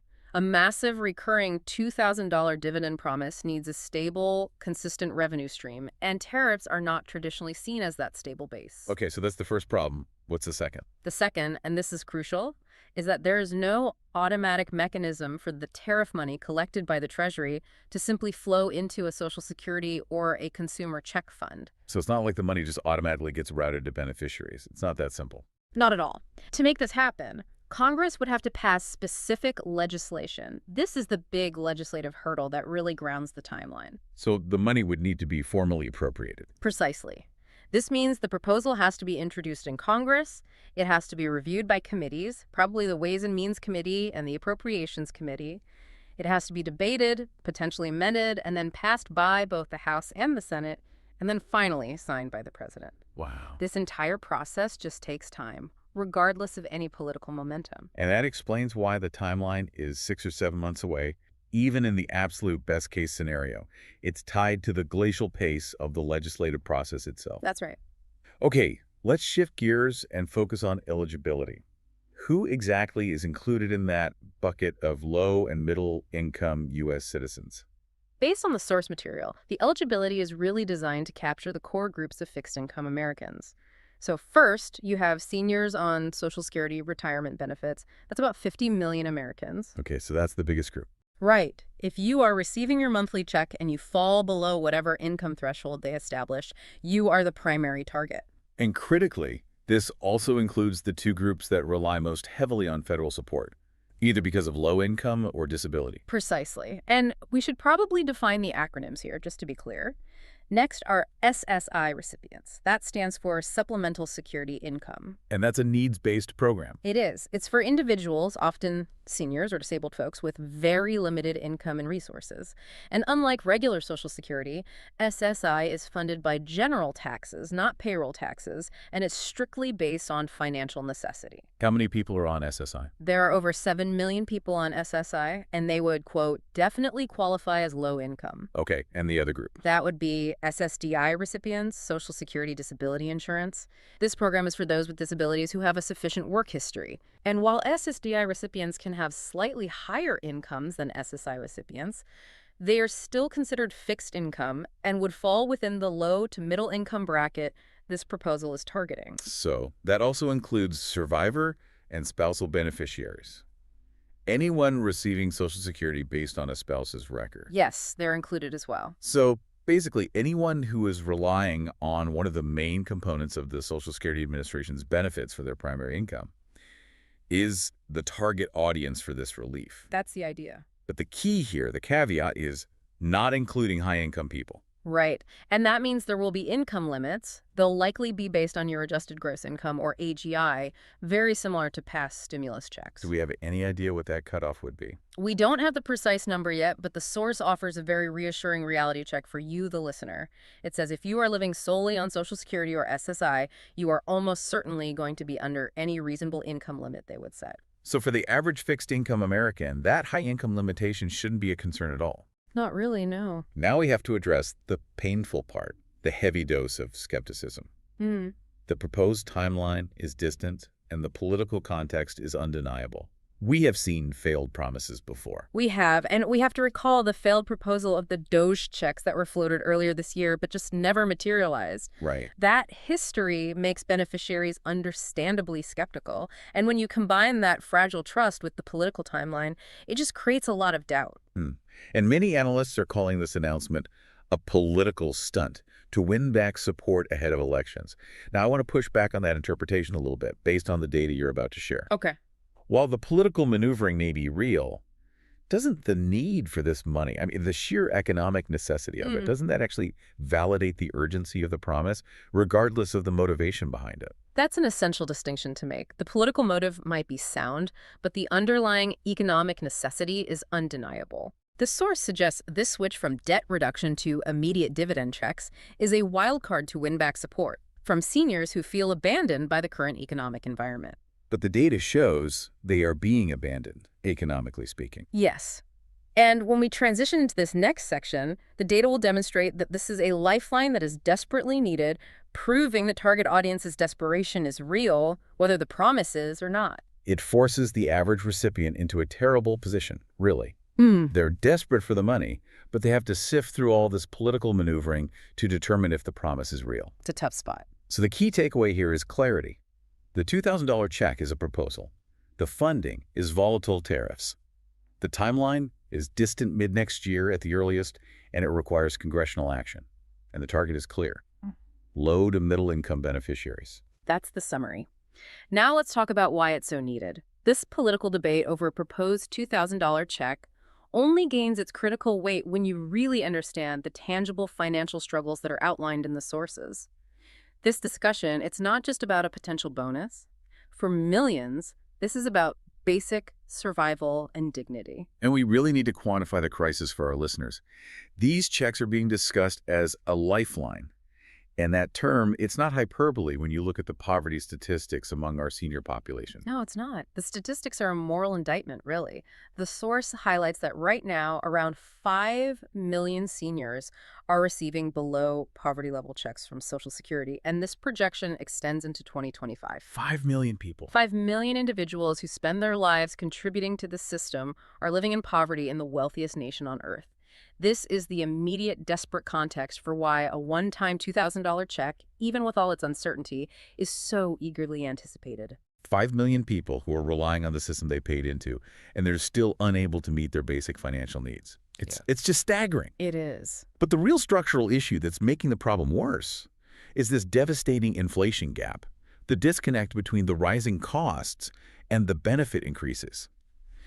Let's deep dive into these numbers because they really reveal the systemic failure here. They absolutely lay bare the failure of the current adjustment mechanism to keep up with what seniors actually spend money on. Let's look at 2 critical data points from the source, and I really want you to repeat the first one because it's so shocking. Okay. First, the food price increase. From January 2022 to September 2025, food prices went up by a staggering 18.2%. 18.2%. That's critical. That is nearly a 20% jump in the cost of the single most essential, non-negotiable cost of living, putting groceries on the table. Exactly. And for many seniors, this isn't about buying steak. It's about affording specialized diets for chronic conditions. Exactly right. Now, contrast that crippling 18.2% reality with the cost of living adjustment, the COLA increase that Social Security recipients received for 2025. That increase was only 2.8%. That is an impossible financial gap to bridge on a fixed income. It's just not possible. It isn't. Your essential groceries cost almost 20% more, but your benefit check only increased by less than 3%. I mean, what are the practical consequences of a disparity that wide? The implications are terrifyingly real. Seniors are forced to make impossible choices. Do they skip a doctor's visit? Do they start rationing necessary medication? Do they turn the heat down in the winter? It's heartbreaking. The source states it very clearly that seniors are falling further and further behind every single month because the inflation they experience on their essentials, rent, medications, utilities, is far higher than the inflation the government is measuring for their COLA. Which means that $2,000, while temporary, it becomes an absolute necessity for survival for many. It's a temporary patch on a gaping structural wound. That's the perfect way to put it. And that structural wound is the flawed COA formula itself. It's not just that inflation is high. It's that the mechanism designed to protect beneficiaries from inflation is fundamentally broken for their demographic. That is the crux of the issue, and it really requires a careful explanation. The current formula is based on something called the CPIW. Okay, what is that? It stands for the Consumer Price Index for urban wage earners and clerical workers. The source correctly labels this formula as outdated and vague because it doesn't actually reflect the unique spending patterns of retirees. Okay, so let's break that down with an analogy. If the goal is to measure the cost of living for a retiree, why does measuring the spending of an urban wage earner fail so badly? Well, think about the composition of their budgets. A working-age urban wage earner, they might dedicate a large portion of their budget to things like commuting costs, gasoline, new clothing for work, maybe even tuition or childcare. The CPIW reflects the weight of those costs. Right, things a retiree might not spend much on at all. Exactly. Now, consider a senior. Their budget is heavily weighted toward non-discretionary spending that spikes severely. Healthcare, prescription drugs, housing, especially long-term care, or specialized housing and utilities. So when medication costs surge by, say, 10% or more, that dramatically impacts a senior whose budget dedicates maybe 25 or 30% of their spending to healthcare. Precisely. But the CPIW, because it's weighted for workers, it kind of smooths out that specific senior inflation because it gives greater weight to things like gasoline, which seniors may not be buying as frequently, if at all. So the formula is literally measuring the wrong things, or at least it's assigning the wrong weights for this population. And that leads directly to that extreme disparity we talked about, the 18.2% food price jump versus the 2.8% CLA increase. That's exactly. And this is why lawmakers and senior advocacy groups are relentlessly pushing for a structural fix, changing the formula to the CPIU, The CPIE. the Consumer Price Index for the elderly. The CPIE would actually look at senior spending patterns. It would give greater weight to costs like medical care, which is the fastest rising expense for this demographic. So if the CPIE were adopted, the VCOLA would more accurately match the real inflation experienced by seniors. And we wouldn't need these emergency one-time payments just to keep people out of poverty. So the $2,000 dividend is essentially a Band-Aid. It's intended to temporarily relieve the crushing pain that's caused by the systemic flaw of the CPIW. Right. And the structural reform to CPIE is the actual long-term fix for economic dignity.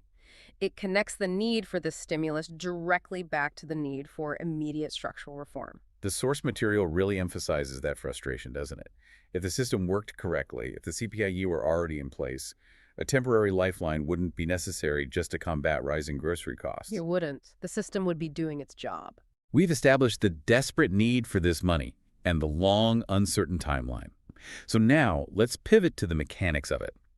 Assuming, hypothetically, that this payment clears all the congressional hurdles 6 or 7 months from now, how would the money actually arrive? What are the logistical steps our listeners should anticipate? Right. The process would likely mirror what we've seen during previous rounds of economic stimulus, like the CARES Act payments or earlier one-time Social Security boosts. The most important reassurance for everyone listening is that if a real official payment gets approved, it will come automatically. That's a key piece of information.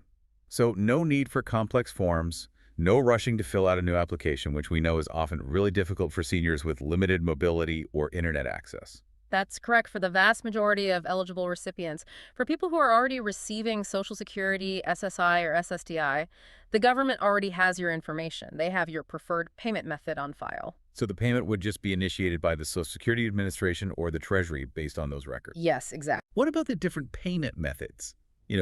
Direct deposit versus paper checks. And what if someone has a representative payee who manages their benefits? Well, if you receive your monthly benefit via direct deposit, which is highly encouraged for security reasons, the dividend would automatically follow that same path. If you use a direct express card, the funds will be loaded right there. And paper checks. Paper checks are the fallback, but those tend to experience the greatest delays, as you might expect. And the representative payee situation. If a recipient has a representative payee, so that's someone who is legally designated to manage their benefits, the $2,000 payment would go to that payee, just like the regular monthly benefit does, because the payment is intended for the beneficiary's welfare. The crucial takeaway here is the automatic function. But this automatic payment system, which is great for the user, is also immediately weaponized by criminals. It is. And that brings us to what might be the most critical topic we discussed today, the urgent scam warning. This is perhaps the most important actionable information we can provide right now because the threat is immediate and it is very real. Fraud statistics from the Federal Trade Commission, they paint a horrifying picture. What are the numbers? Consumers lost more than $12.5 billion to fraud in 2024 alone. 12.5 billion. Billion with a B. And who gets hit the hardest? Adults age 60 and over are the most likely to report large money losses. This demographic is specifically targeted because they rely on a fixed income and are highly susceptible to scare tactics involving their benefits. The harsh irony is that whenever the government announces automatic payments, even if they are 6 months away, that information becomes immediate ammunition for criminals. Immediately. Let's describe this sophisticated new Social Security scam using the details provided so our listeners know exactly what to listen for if their phone rings today. Right. This new scam relies on high-pressure scare tactics and extremely official-sounding language. The caller will use a sophisticated system to spoof their number, which makes it look like the call is coming from a legitimate government office, maybe even the local police or the main SSA line. And they impersonate highly authoritative figures. They do. They'll say they're from the Social Security Administration, the Attorney General's office, or sometimes they'll even claim to represent the Supreme Court or the Department of Homeland Security. They leverage these titles to instill immediate, overwhelming fear. And what's the specific threat they use? Describe the narrative the scammer uses to force their victims to act fast. So the scammer will sound very official. They might read you a badge number or a case file number. That, of course, doesn't exist. They will claim the victim's Social Security number has been suspended due to a massive criminal investigation, or that it's being used to smuggle drugs or commit identity fraud in a border state. So they create a state of panic. A total state of panic. They'll say that if the victim hangs up, local police will arrive to arrest them immediately. And then they demand immediate payment or your financial information to clear your name and unsuspend your number. We need to arm our listeners with an unbreakable rule regarding these calls. What is the fundamental non-negotiable rule, the source stresses, that proves these calls are fake every single time? The rule is absolute and it must be memorized. The Social Security Administration will never call you out of the blue and threaten to suspend your number. They will never demand immediate payment, and they will never ask you to verify your personal information over the phone. That's just not how they operate. It is not how they operate. If there were a legitimate problem with your benefits or your account, the SSA relies on official, formal letters sent via certified mail or communications through the secure My Social Security portal, not unscheduled, threatening phone calls demanding money to avoid immediate arrest. Now, we also have to address the specific scams that will inevitably arise because of the $2,000 announcement itself. This is a second layer of fraud to watch out for. Yes, this is distinct. Once the $2,000 checks are formally announced or even just widely debated in the news, scammers will start calling. They'll claim they can help you claim your payment for a fee. So they might say you need to pay a mandatory processing fee of, say, $99. Or a registration fee to ensure you get priority, or even a tax advance. They will use the language of the $2,000 check to gain immediate trust. And the absolute truth regarding these stimulus claims is what? Do not fall for this. You do not need to pay anyone, not a tax preparer, not a lawyer, and certainly not some random person on the phone, to receive an automatic government benefit. If the $2,000 payment is approved, it is automatic and it is free. Anyone charging a fee for this is a scammer, plain and simple. So we have the danger defined. What are the clear, immediate action steps for safety? Someone receives one of these high-pressure threatening calls. What do they do in that moment of panic? If you are contacted by phone, email, or letter about a problem with your Social Security number or about claiming a benefit for a fee, your immediate action is simple and decisive. Hang up immediately. Don't engage at all. Do not engage. Don't give any information, personal, financial, or otherwise. And this is vital, the source warns. Do not send money or buy gift cards. The gift card scam. Scammers frequently demand payment in gift cards, like from Amazon, Google Play, or Target, because they are essentially untraceable cash. What if the listener is genuinely worried the call might have been real, despite our warnings, and they want verification? What's the safe way to do that? That's a valid and a smart concern. The reliable process is to call Social Security directly after you hang up the phone. Use the official, verified, toll-free numbers that you can find on the SSA website, not a number the caller gave you. Right. Never use their number. Never. The source acknowledges that waiting on hold can be frustrating, potentially for hours, but this is the necessary step for essential protection. Do not call back a number provided by a suspicious caller. Protection is paramount because $12.5 billion was lost last year, and we don't want you to become part of that statistic. Absolutely not. Okay, so we need to shift the focus now to empowerment. We've spent a lot of time analyzing a payment that's 6 or 7 months away and highly uncertain. And we want to encourage a strategy of maximizing control over your immediate financial situation. The source material is very clear on this. Don't spend your time waiting around for a stimulus check that might not come for months or might not come at all. Right. Instead, focus on reliable, guarantee benefits that are accessible this week.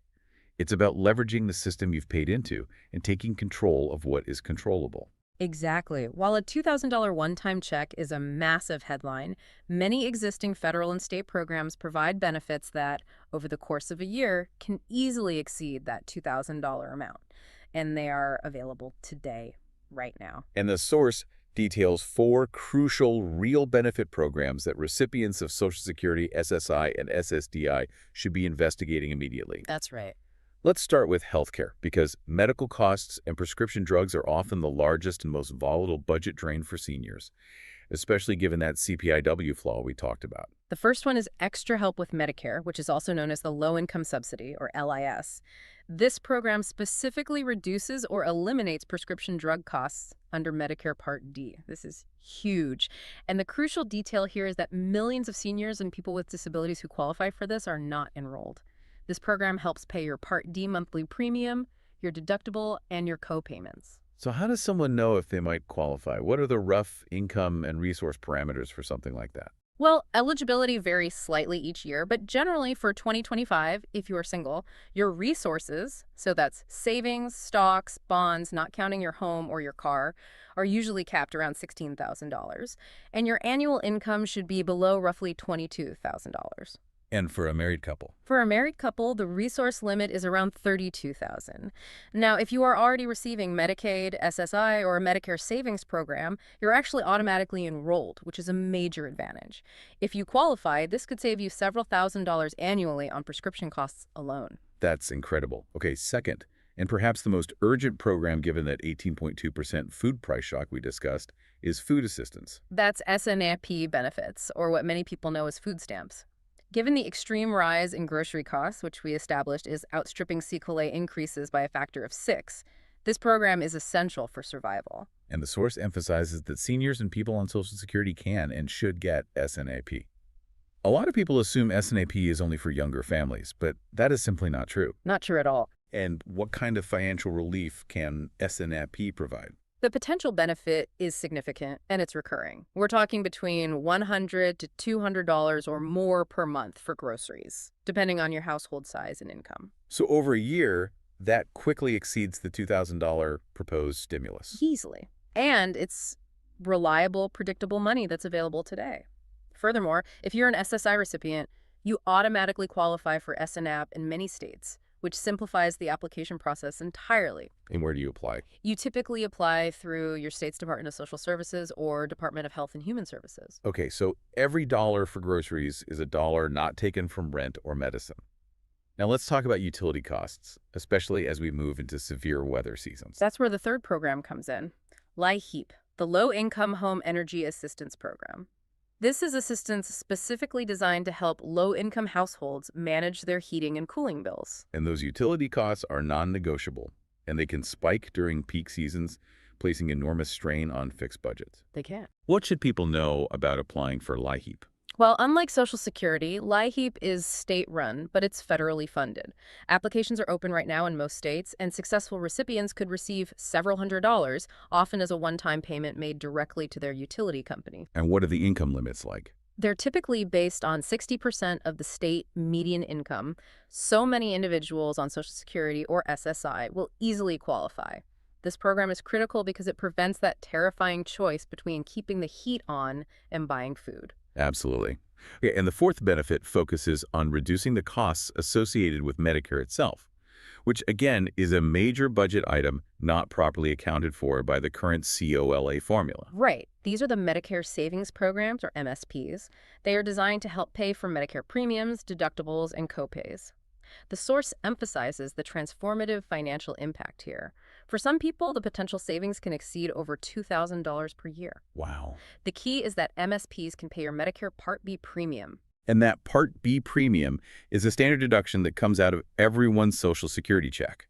So if an MSP pays that, that's immediately hundreds of dollars back in their pocket every single month. Exactly. There are 4 different MSPS: QMB, SLMB, QI, and QDWI. QMB, the Qualified Medicare Beneficiary Program, is the most comprehensive. It covers Part B premiums, deductibles, and coinsurance.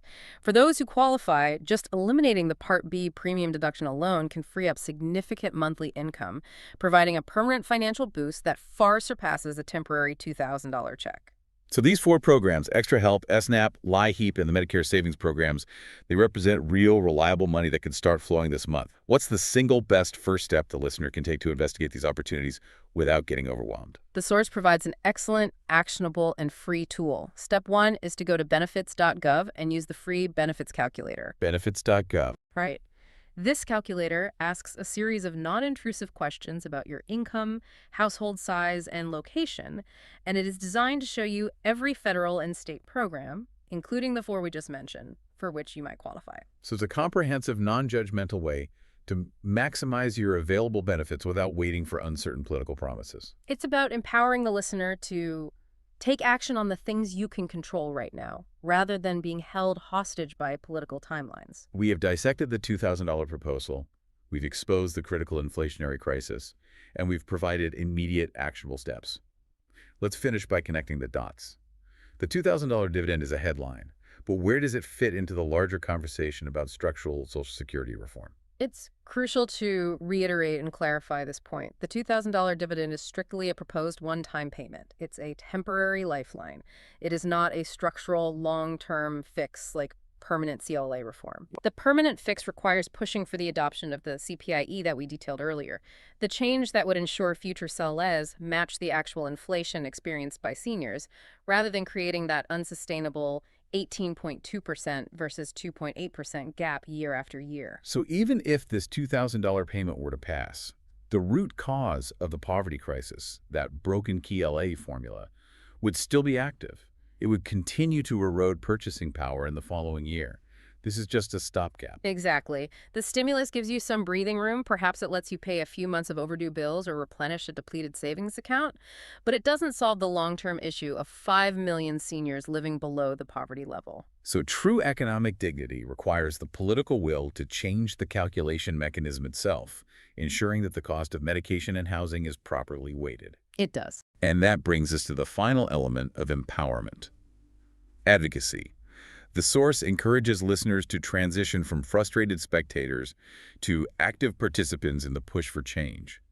How can they make their voice heard effectively, beyond just relying on a proposed dividend? Direct data-driven action is necessary because, as the source states, politicians respond to pressure.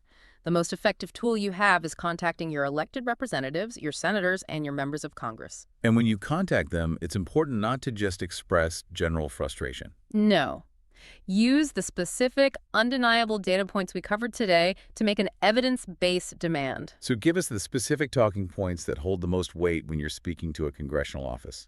You must communicate the reality of the situation. Tell them about the 5 million seniors currently living below the poverty level in the United States. This statistic is jarring and it's unacceptable. And then provide that critical comparison. Yes. Stress that food prices have gone up 18.2%, while the COLA only rose by 2.8%. This conflict disparity is easy for policymakers to understand, and it's very hard for them to dismiss. This data makes the case for immediate intervention and long-term reform, like adopting the CPIE. And that shifts the conversation from just a general complaint to a precise, data-driven demand for economic justice and structural reform. And that ties into the broader emotional reality that the source addresses. We have to acknowledge the deep frustration that beneficiaries feel. They deserve better than empty promises and political games after working their whole lives, paying into the system, raising families, building communities. They deserve to live out their years with dignity, security, and certainty. They absolutely do. And for those who are struggling and maybe feeling some shame about needing to rely on these real benefits we discussed in the last section, The final encouragement is crucial. Don't feel ashamed for needing help. These programs, SNAP, LIHEAP, Medicare assistance, they are not charity. They are benefits that were earned through decades of contribution to society. that's such an important point. The goal is simply to ensure every eligible American receives every benefit they are due, whether it's a proposed dividend check or an existing assistance program. Use the resources available, like benefits.gov, and do so today. That wraps up our extensive analysis of the $2,000 proposal, the inflation crisis, and the immediate guaranteed steps you can take today. Let's quickly summarize the core takeaways you need to remember. First, the proposed $2,000 check timeline is distant and uncertain. It's slated for the middle of next year, and its approval depends on a lengthy congressional process that's fueled by potentially volatile tariff revenue. Second, eligibility covers low and middle income Social Security, SSI, and SSDI recipients. Yeah. You'll need to fall below an income limit, but if you rely solely on these benefits, you are almost certainly covered. Third, and this is the most urgent one, be absolutely alert for SSA and stimulus scams. Remember that unbreakable rule: never pay a fee to receive an automatic benefit, and Social Security will never call you and threaten to suspend your number or demand gift cards. Hang up immediately and use the official SSA number to call back. And fourth and most actionable, focus on the real benefits you can claim this week. That's SNP, All-You-ET, Extra Help with Medicare, and the Medicare Savings Programs. These can provide over $2,000 in annual savings and relief. Use benefits.gov as your resource starting today to find every program you qualify for. We've examined the political debate and the economic hardship that makes this $2,000 proposal so necessary. And the value of this deep dive is really reinforcing the importance of being informed and protected, and most importantly, of taking action on the controllable factors that are right in front of you. The discussion about the current COA formula, the CPAW, versus the proposed change to the CPIE, it really highlights a fundamental choice facing our political leaders. The question isn't just what the politicians prioritize, but what data point, the minimal 2.8% general COA or the crushing 18.2% food hike, will you use when you call your representative today to advocate for change? This is the ongoing fight for economic dignity, and it is a fight that's driven by your voice and the data we've provided. If this deep dive helped you understand what is real and what is just political posturing, and if it gave you the tools to protect yourself and find guaranteed benefits today, please share this information immediately with others in your network who need it. And we want to know what you think. If you support these $2,000 checks for seniors and low-income Americans, please go into the comments right now and write, "I support $2,000 checks." Your voice matters, and we will continue to monitor these developments and bring you the clear, factual insights you need to navigate these uncertain times. Thank you for diving deep with us. If you are one of the millions of Americans relying on Social Security, SSI, SSDI, or VA benefits, well, you already know the financial ground beneath our feet feels shaky, to say the least. You're watching inflation just eat away at the benefits you count on. And for so many of you, waiting for any kind of meaningful relief, it feels like waiting forever. It really does. And we see the comments, we hear the stress around eligibility. People are constantly asking, will I be included this time? Is this another promise that's going to leave out seniors or the disabled? Today, we are going to cut through all of that confusion with a major update that is, I think, absolutely critical for your financial planning. We're diving deep into a proposal for a new $2,000 payment. And this is specifically targeted at low and middle income individuals. So we need to be clear, this isn't just a rumor. This is based on direct statements from the primary architect of this entire plan. So we're going to spend the next 30 minutes or so really breaking down those core questions. Do you qualify? We'll analyze the crucial income thresholds, those $75,000 and $150,000 figures.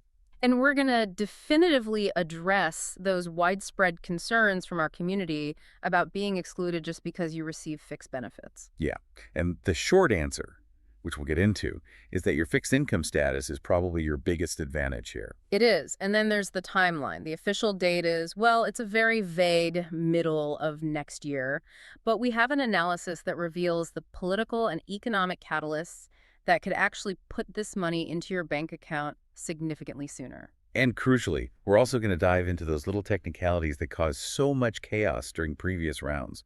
I'm talking about garnishment, tax status, and the implications for programs like SNAP and Medicaid. All the fine print that really matters. Exactly. That is the essential deep dive today. We're providing clarity on eligibility, an assessment of the timing, and a forward-looking view of the legal protections you have to be aware of. Stay with us. This is the deep dive, and we are unpacking the $2,000 payment proposal. Welcome back to the deep dive.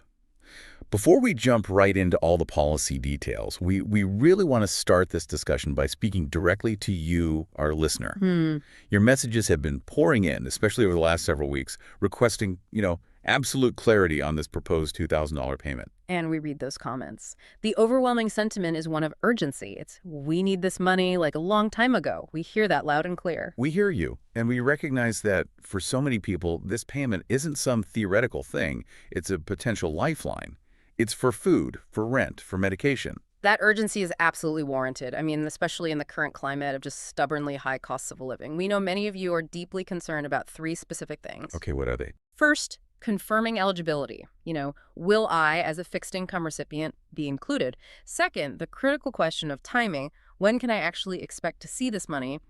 And third, the protection of that money. Right. Will it be safe from debt collectors or garnishment? Exactly. So our mission today is to bring you the latest verified data straight from the direct source of this proposal to address those points with as much clarity as we possibly can. And the big news we need to establish right up front, the focal point, is this new proposed $2,000 payment. Now, what gives this proposal real weight isn't just the size of the number, it's the frequency. That's a great point. We are discussing this proposed amount because this is actually the fourth iteration, that the primary architect of this plan has introduced stimulus money or some form of direct payment back to the public just this year, 2025. Wow, the fourth time. That frequency alone is a powerful indicator.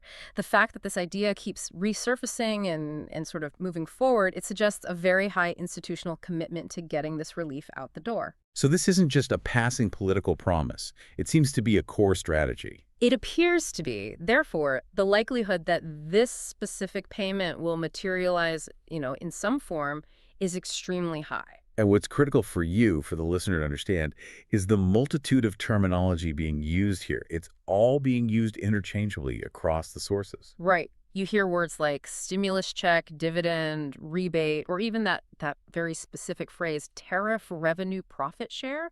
It can get confusing. It can, but the key takeaway, which the source material makes explicitly clear, is that the name literally does not matter to you, the recipient. So whether it's a dividend or a rebate? It doesn't matter. The government can call it whatever they want, but for you, the individual, it's still a payment of thousands of dollars, specifically $2,000, according to the proposal directed back to the American public for you to use as you see fit. So we have to look past the jargon and just focus on the mechanics, the amount, who's eligible, and how it gets delivered.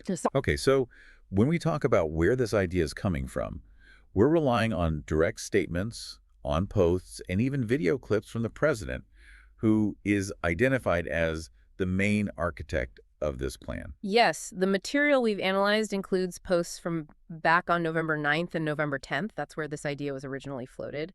And that was followed by video clips that gave a little more granular detail on the timing and the eligible population. And these are primary source documents we're looking at. Absolutely. They're our foundation. They confirm the amount is substantial, thousands of dollars, and that it's strictly for people within a certain income band. They also set that initial, and we have to admit, very vague timeline. So we aren't dealing with hearsay. We're analyzing the direct, publicly stated policy initiative from the person who's driving its implementation. That's right. Okay, so we have the amount, $2,000, and we have the origin. But here's where we need to spend some real-time understanding why this money is being offered and the mechanism that's funding it.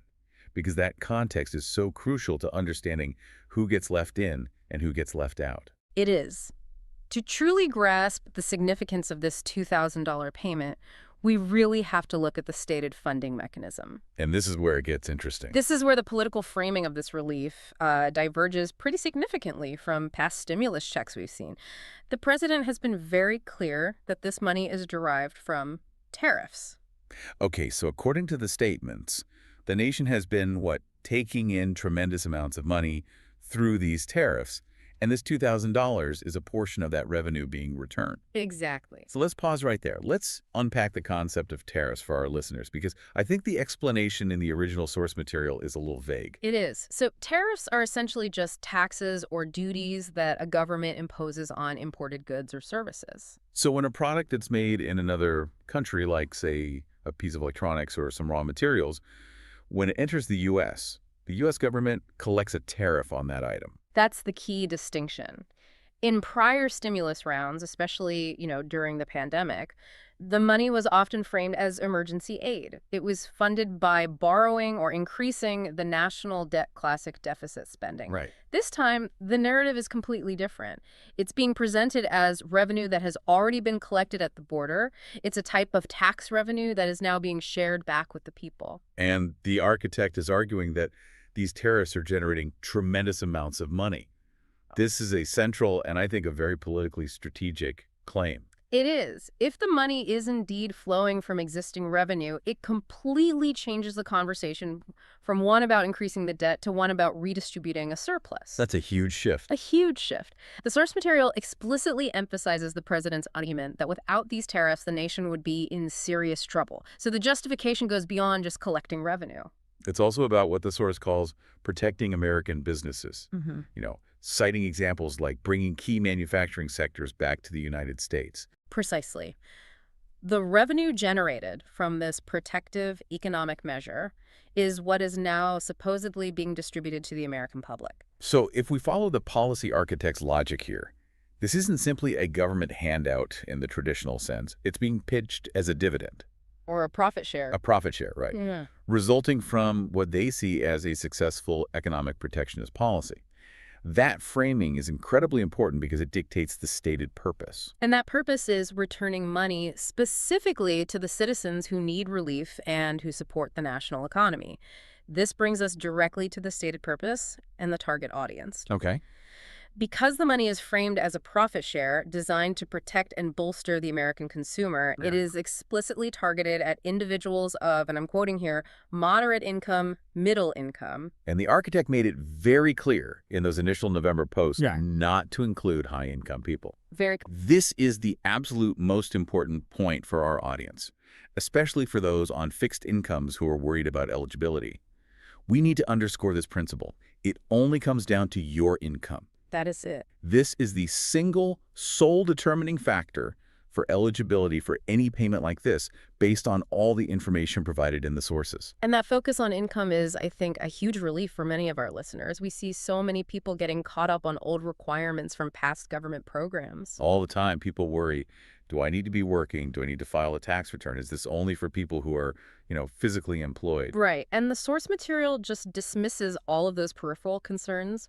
The filter is exclusively on your gross adjusted annual income level. That is the only thing that matters. Well, let's analyze why that simplicity is such a departure. I mean, when we talk about eligibility for complex government programs like SSI or certain housing benefits or SNAP, they look at all these complicated factors. They do. They look at assets, resources, liquid savings, specific benefit types. It's a maze. It is. But based on the statements about this dividend, the filter is incredibly simple. The total amount of money you report earning or receiving annually must be below a specific threshold, period. The goal is to exclude the wealthy, the high-income people.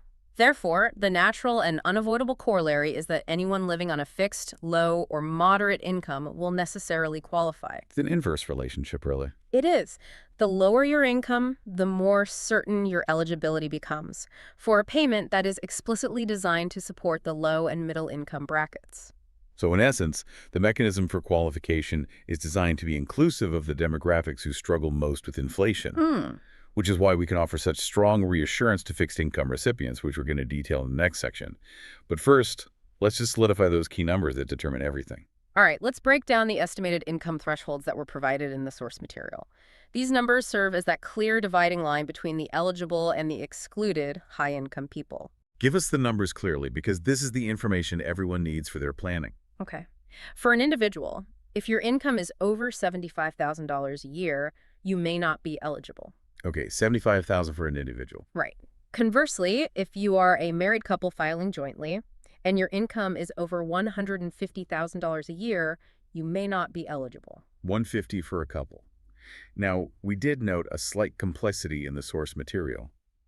While the $75,000 and $150,000 figures give us the most specific threshold cited, the president also mentioned the idea of payments for those under $100,000 at one point. He did, and that discrepancy is something we absolutely need to watch. However, for planning purposes, I think using the more conservative $75,000 and $150,000 figures gives us the safest, firmest benchmark to work with. Okay, so stick with the lower numbers for now. For now. And the reverse of that is the powerful good news. If your income is below these amounts, you are, and I quote, most likely going to be eligible. When you look at the economics of the U.S. population, I mean, these figures cover a huge percentage of citizens. A massive percentage. The source estimates this threshold applies to a huge percentage of the population, potentially 80+%, based on recent national statistics regarding household income distribution. So this is not a targeted relief effort for just a small group. It's a broad measure designed to sweep in the vast majority of moderate and low-income citizens. Exactly. That 80% figure reinforces the architect's stated goal, returning this tariff revenue broadly to the middle class and below, while selectively excluding only the highest earners. So if you're worried about meeting the qualification, just look at your total annual income. If it's $50,000, $30,000, or $15,000, you are comfortably within that eligible bracket. Very comfortably. Now, let's get right to the core of the community's concern. We know that within the fixed income audience, there is this intense anxiety about specific benefit categories being left out, a fear that's based on past legislative complications. Oh, absolutely. We need to specifically name these groups and confirm their status. We're talking about Social Security retirees, which is the largest group. Right. SSDI recipients, so disabled workers. Survivors benefits recipients. SSI recipients, which is the supplemental security income, the lowest income bracket. VA benefits recipients, so veterans receiving disability or pension. And also RRB, the Railroad Retirement Board recipients. And just generally, low-income and no-income individuals, seniors, and people with disabilities. Yes, those groups are the core concern, and the source material offers a definitive answer. People receiving those benefits are highly concerned about administrative exclusion, but the definitive takeaway is absolute. There's no reason that you wouldn't be included. Let's elaborate on the reasoning behind that certainty, because I think this is the relief that so many people tuned in for. Why is the inclusion of these groups so certain, even though we are still waiting for the final bill text? It's a mathematical certainty, really, based on the stated income threshold. A person receiving fixed benefits, whether it's the current average Social Security retirement benefit of around $1,900 a month or the maximum SSI amount of just under $1,000 a month, is almost guaranteed to fall vastly below that $75,000 individual threshold. Right.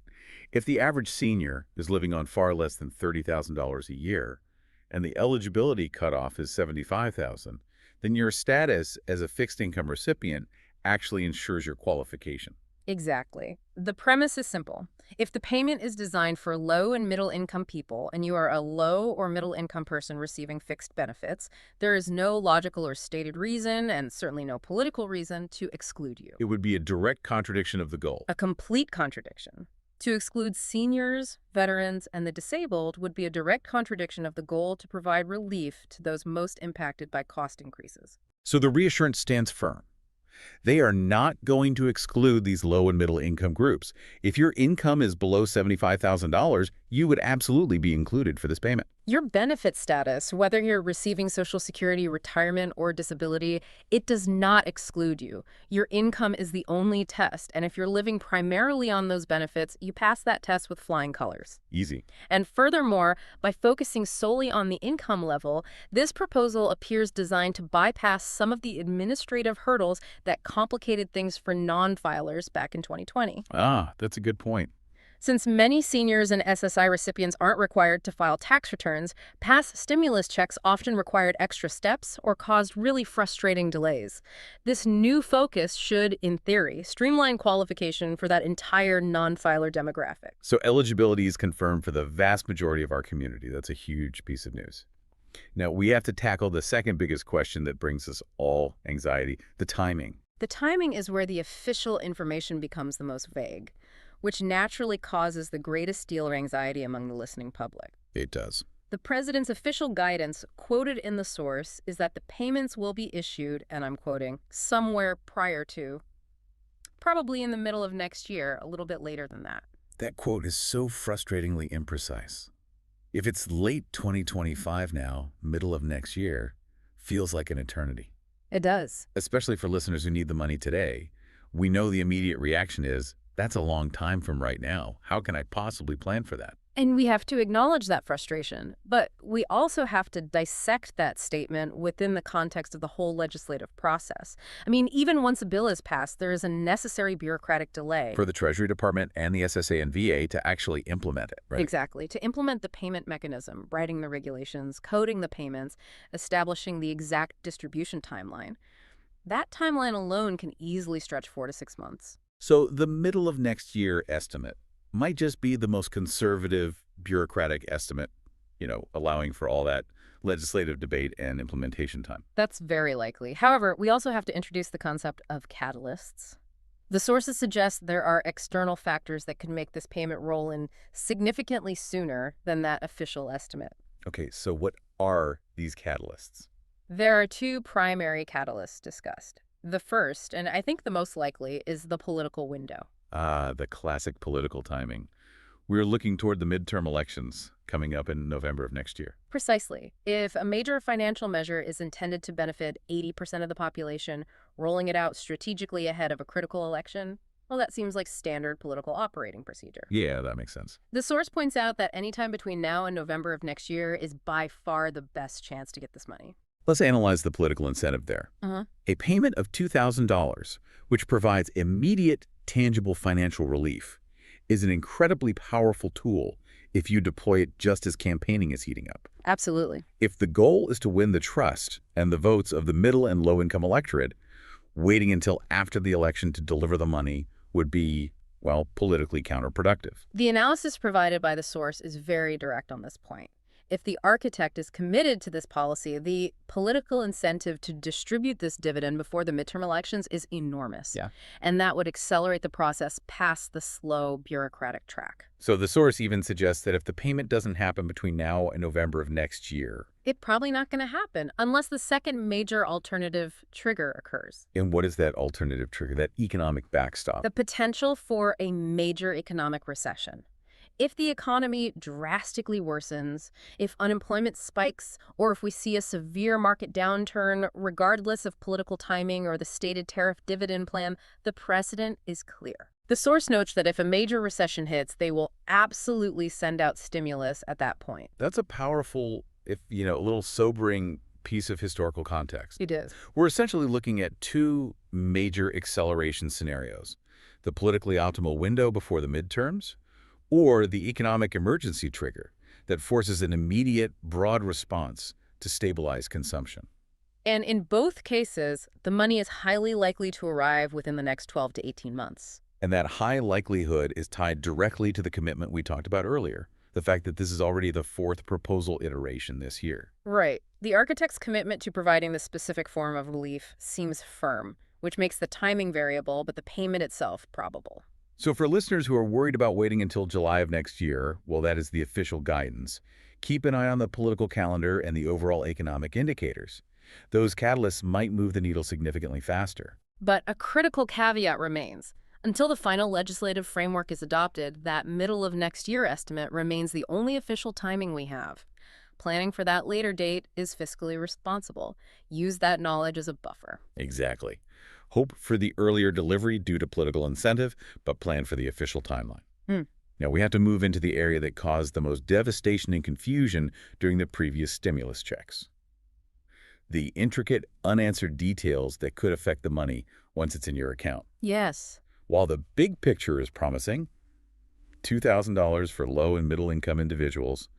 The source material is very honest that we don't know the details fully as of right now. And we need to address these points of vague information because they are what stand between the promise of $2,000 and the actual safe delivery of that money into your bank account. We are talking about the intricate legal and logistical details that have to be resolved before payment begins. Right, these are the factors that plagued prior stimulus rounds, and they need clear definition this time around. Let's focus on the three crucial missing details, drawing on legal and administrative precedent to understand the risks. Okay, so first, let's revisit the exact income threshold, where we saw that slight contradiction between $75,000 and $100,000. Yes, the source notes the conflicting numbers. The question is, what is the final intricate detail? Will the threshold be slightly higher, like $99,000, or will it stick firmly to that $75,000 benchmark? And that distinction matters. It matters a lot because it dictates who gets included among the highest-earning middle-income earners. The final bill text has to specify whether this is adjusted gross income, or AGI, which is standard, or some other metric. Until that number is firm, we can only work with the conservative $75,000 figure. That clarity is essential. But the second and far more pressing uncertainty for our audience, particularly those managing financial strain, is garnishment. Will the payment be garnished? That's the big one. The source specifically mentions the concern regarding back child support, which was a frequent issue in 2020 and 2021. This requires a deep technical dive into legal precedent. Back in 2020, previous stimulus payments were not protected from being seized for past due child support. Why not? Because Congress failed to include specific language that would shield them under the Social Security Act. Generally, federal benefits, like Social Security or VA disability, are protected from most garnishment. But if this $2,000 is classified as a tax rebate or a dividend as opposed to a core federal benefit, it often requires explicit statutory language to protect it. So we need clarification. Will this new $2,000 dividend be legally shielded from federal or state offsets, like back child support, tax debts, or administrative costs? Absolutely. And this extends beyond just federal offsets. We need to know if the payment is protected from private debt collectors. Oh, that's a huge point. It's critical. If Congress fails to shield this payment, the moment that $2,000 hits your bank account, private debt collectors, those holding judgments for credit card debt or medical bills, can theoretically seize those funds. The lack of clear, explicit protection in the final bill text is a major vulnerability we are currently tracking. That is a critical vulnerability for millions of listeners. If you have outstanding debts or back child support, you need to know if this $2,000 is going to land safely in your account or if it will be instantly offset to zero. We have to wait for the final legislative language, but based on past experience, we really encourage listeners to be vigilant if they anticipate garnishment. The third major uncertainty mentioned in the source involves dependents. Specifically, what about adult dependents? Right. In prior rounds, the rules regarding adult dependents, often elderly parents, disabled adult children who rely on the primary filer, or college students, were incredibly complex. Many were excluded from receiving their own payments, or they complicated the eligibility of the primary recipient who claimed them. Since this is defined as a payment to individuals of moderate income, clarity on how a dependent status affects the $2,000 amount is essential. Will a filer get an extra amount for an adult dependent, or will the dependent have to file separately to try and qualify, which can be legally complicated? Furthermore, and this relates directly to our fixed income audience who rely on means-tested programs, we desperately need clarity on the tax and resource status of this payment. Because these basic details are missing, specific financial protections cannot be confirmed yet. Let's elaborate on the biggest concern there. Will the $2,000 payment be tax-free, and how will it affect eligibility for other low-income benefits? That's the nightmare scenario. If the $2,000 is treated as taxable income, it could, for certain lower-income workers, push them into a higher tax bracket or increase their tax liability, which completely defeats the purpose of the relief. And even more critically, For SSI, SNP, Medicaid, or subsidized housing recipients, if the payment is counted as a countable resource or income, it could temporarily push a recipient over the strict resource limit for those essential benefits. that is the fear. If receiving the $2,000 means losing my Medicaid coverage for 6 months, that $2,000 payment suddenly becomes a huge financial burden. Exactly. When stimulus payments were issued in 2021, the SSA had to issue specific guidance ensuring those checks would not count as income or resources for SSI purposes for a period of 12 months. So without that explicit upfront protection. Without it, the potential $2,000 could lead to an administrative nightmare for the lowest income individuals. Until the primary architect releases the final plan details and the Treasury Department provides implementation rules, all these critical safety mechanisms are, well, they're just theoretical. So the guidance here is to proceed with the utmost caution. We have the amount and we have the intent, but the legal framework governing its safety in your hands is still under construction. We urge you to stay informed, particularly regarding these legal protections. Let's step back and frame this proposed $2,000 payment within the bigger economic and political landscape. We mentioned this is the fourth iteration of a similar payment just this year, 2025. Yep. This pattern suggests that providing temporary direct relief payments is becoming a standard fiscal tool used to address economic pain points without enacting long-term structural reform. It is absolutely crucial to clarify that context. Yeah. The president is framing this as a dividend from tariff revenue, a share of collected duties. Right. This is entirely separate from long-term Social Security reform, and it is distinct from the regular COLA, the cost of living adjustment update, that benefit recipients already receive. That is vital for listeners planning their long-term security. This $2,000, as it's currently proposed, appears to be a one-time payment or temporary relief based on current information regarding tariff collections. So it should not be viewed as a permanent boost to monthly benefits or a structural fix to solvency issues within Social Security or Medicare. Not at all. It's fiscal relief tied to a specific revenue stream, not entitlement reform. Now, as soon as news of a large payment, especially one of $2,000, hits the airwaves, the scammers follow. We need to issue a strong, clear warning against fraud. This is essential financial protection for our audience, especially seniors and those who may be less familiar with online security. This warning is non-negotiable. Please internalize this fact. The IRS, the Social Security Administration, or the SSA, or the Veterans Affairs, the VA, they will never call, text, or email you asking for money, your bank information, or your Social Security number regarding this $2,000 payment. They simply do not operate that way for official federal payments.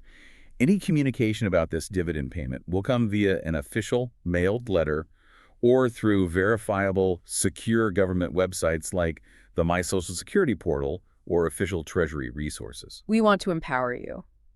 If you receive a text message, an email, or a phone call demanding a fee, an upfront payment, or personal identifying information to speed up your $2,000 dividend, assume it is a malicious scam and hang up immediately. Immediately. If you get an email or a text, do not click any links. If you are ever unsure, do not give out information. Contact the official government agency directly through their verified public phone numbers, which you can easily find on their .gov websites. That vigilance is our first line of defense against financial exploitation. So what are the actionable next steps for our listeners who are now confirmed as eligible but are still waiting on those intricate legal details? The guidance is twofold. Stay informed and utilize official channels for preparation. We promise that as soon as the intricate details are released, the final firm income thresholds, the garnishment rules, the tax status, and the exact payment dates, we will provide a dedicated, immediate update. In the meantime, ensure that your records with the SSA or the VA are up to date. Using the My Social Security portal is the best and most secure way to manage your benefits and ensure the government has your correct, current direct deposit information or mailing address. Right. If you've moved in the last few years or you've changed banks, update that information now. Preparing now means making sure your official contact and deposit information is current so that when the distribution begins, you receive your payment via the most efficient method possible, which is likely direct deposit, and you avoid the severe delays that are often associated with paper checks. Yeah, those delays can often be traced right back to outdated information on file. They can. So this preparation phase, even with the uncertainty, is empowering. You know you're eligible, you know the approximate timing, and you know the critical legal questions we are still waiting for answers to. This knowledge is your best shield against anxiety and fraud. And that knowledge is exactly why this deep dive is crucial. It turns vague headlines into actionable, protected information for your financial well-being. Let's collaboratively summarize the most crucial, confirmed facts about this proposed $2,000 payment before we wrap up. We want these points to be absolutely crystal clear. Okay. The core facts remain. The proposed payment is $2,000. It's funded by tariff revenues, and it's intended as a dividend for low and middle income Americans. And it's the fourth proposal this year, which suggests a high probability of delivery. Right. Qualification hinges almost entirely on income. You need to look at the $75,000 for an individual, $150,000 for a married couple thresholds. If your income is below those, you are most likely included. And your benefit status does not exclude you. It does not. And critically, Social Security, SSI, SSDI, VA, and seniors are expected to be included. If you are on fixed benefits, your income level automatically qualifies you. There is no stated or logical reason for exclusion. The timing is still pending, officially middle of next year, but we've identified political incentive and economic emergency as catalysts that could bring the payment much sooner, potentially before November of next year. And we are still waiting on those crucial intricacies. The final, exact income threshold, whether the payment will be protected from garnishment for back child support and private debt, and the tax status, which impacts eligibility for means-tested programs like SNAP and Medicaid. This payment, whenever it arrives, could be genuinely life-changing for millions of our listeners. It offers more than just a temporary financial boost. It provides breathing room, it helps with unexpected medical bills, and it offers dignity to those who have been struggling under the unrelenting weight of inflation. We reaffirm our commitment to being a helpful, trusted guide through this process, updating you the moment those intricate details are solidified in law. Your financial security is our priority, and navigating these benefit updates is complex. We encourage you to use the information shared today to plan, but maintain extreme caution against scams and wait for the official verified rules on garnishment and tax implications before relying on the funds. We hope this deep dive brought you clarity and maybe a little peace of mind. If it did, please strongly encourage your friends or family who rely on these benefits to share this update. Hit that subscribe button and turn on notifications so you never miss an important update as soon as the final plan details are released. And drop your remaining questions in the comments below. We read them all, and they really help us guide our next deep dive into this evolving financial situation. Thank you for trusting us with this critical information. We appreciate you, and we'll catch you very soon with the next. Welcome to the deep dive.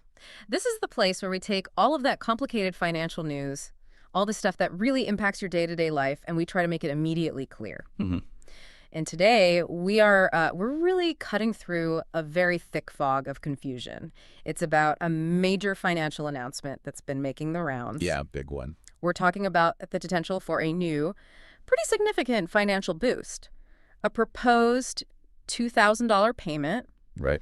And you've probably heard it called all sorts of things, right? A stimulus check, a dividend, maybe a targeted income refund. And we're jumping straight into the one question that has caused, I think, the most anxiety for millions of you, especially if you rely on a fixed income. Yeah. And that question is, who actually qualifies for this money? Exactly. Because when the Treasury Secretary, Scott Bessent, he recently spoke about this, he specifically used the phrase working families. Ugh, that phrase. And if you are a recipient of Social Security, SSI, SSDI, or VA benefits, that phrase probably caused this immediate flash of fear that, wait a second, I'm going to be left out because I don't have a traditional 9-to-5 job. And look, we have dissected every source, every official comment, and we are here to deliver the immediate and I think necessary clarification. Sure. This $2,000 payment is highly, highly likely to be based purely on your income level, not your employment status. That's the key. So if you're struggling with the just relentless rise in the cost of living, and that, of course, includes seniors, veterans, people with disabilities, this information confirms you are almost certainly the exact group of people this relief is for. Absolutely. And we're going to dedicate a lot of time today to clearly breaking down what those potential income thresholds look like. Good. And maybe more importantly, we're going to walk you through exactly what this means if you're a non-filer. Someone who doesn't typically file a tax return because all your income is from benefits. Understanding that one point, I think, is the key that unlocks the guarantee of your inclusion. Okay, let's unpack this. Let's get right to the core of this proposed $2,000 payment. Let's do it. So our main mission today really is to provide some crystal clear analysis on those recent comments from Secretary Scott Bessent. It's all about this new substantial proposed payment, and the administration, they're calling it a dividend or maybe a refund. Right. And we have to start by just acknowledging the emotional impact here. I mean, for millions of people living on a really tight budget, just the mention of a $2,000 lifeline It creates this huge hope. Of course. But then when you couple it with confusing language like working families, it just creates this proportional amount of fear. So our job today is to get rid of that fear with facts, with what's actually in the source material. Right. Let's start with the most concrete fact we have. Okay. The proposed figure.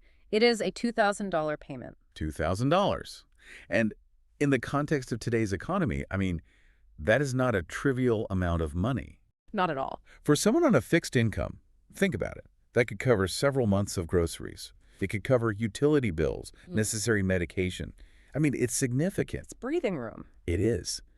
And the driving force behind this whole proposal, the Secretary was really clear about this, is the widespread, kind of crushing worry about inflation, about the cost of living. We've all been feeling it. For months, we've seen all the reports showing that the essentials, housing, food, energy, they have just stretched fixed incomes way past their breaking point. And I think it's also important to understand the context of this proposal. The Secretary was really keen to emphasize that this isn't some sudden, reactive measure. Right. It didn't just pop up out of nowhere. No. He said the administration has been working on this and other related economic policies since, he said, day one, citing executive orders that were finalized earlier in the year, maybe back in January or February. So what that suggests is that the administration, they're framing this $2,000 payment as a deliberate, calculated step.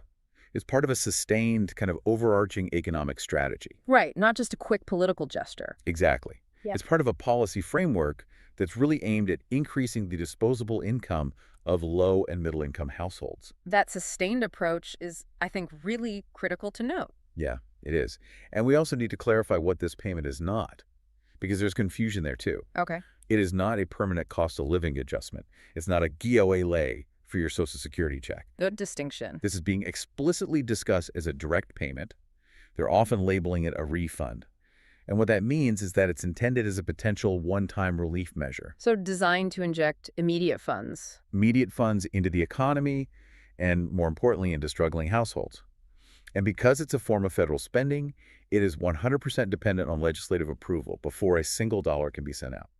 Which brings us directly to the political and legislative reality of this thing. And this is where we really need to dive deep into the specific mechanics that were mentioned in the source material. Right, it's the how. Yeah, the how, because this is where it gets really interesting.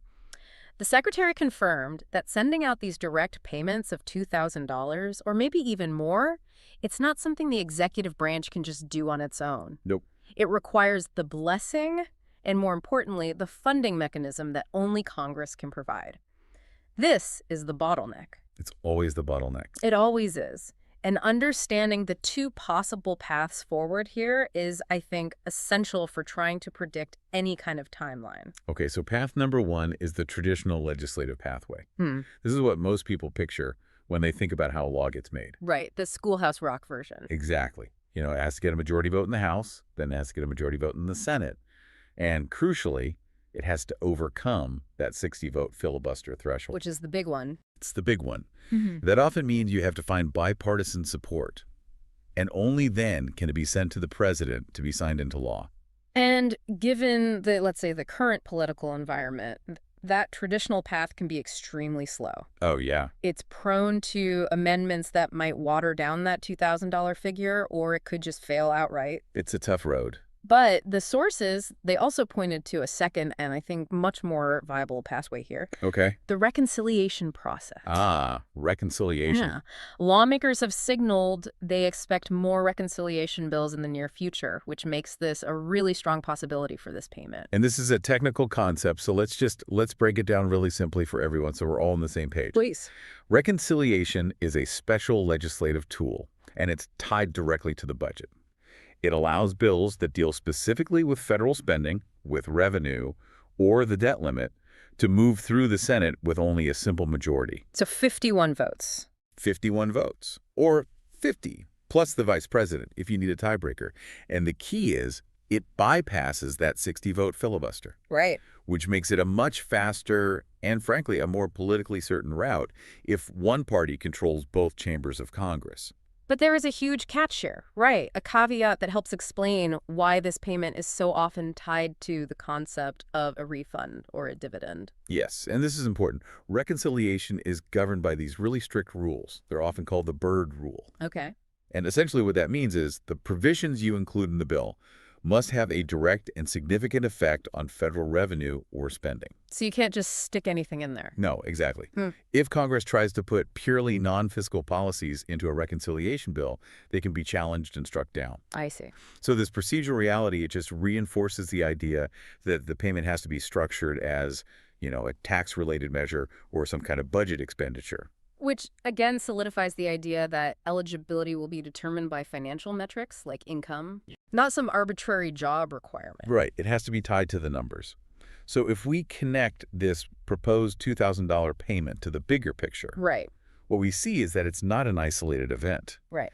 The Secretary explicitly tied this relief measure to a much larger, more comprehensive strategy that he called the complete trade policy. Okay, so this reveals the administration's sort of dual strategy for tackling the current cost of living crisis. It's a two-pronged attack, really. Exactly. So one strategy is the immediate injection of cash, right? The $2,000 payment.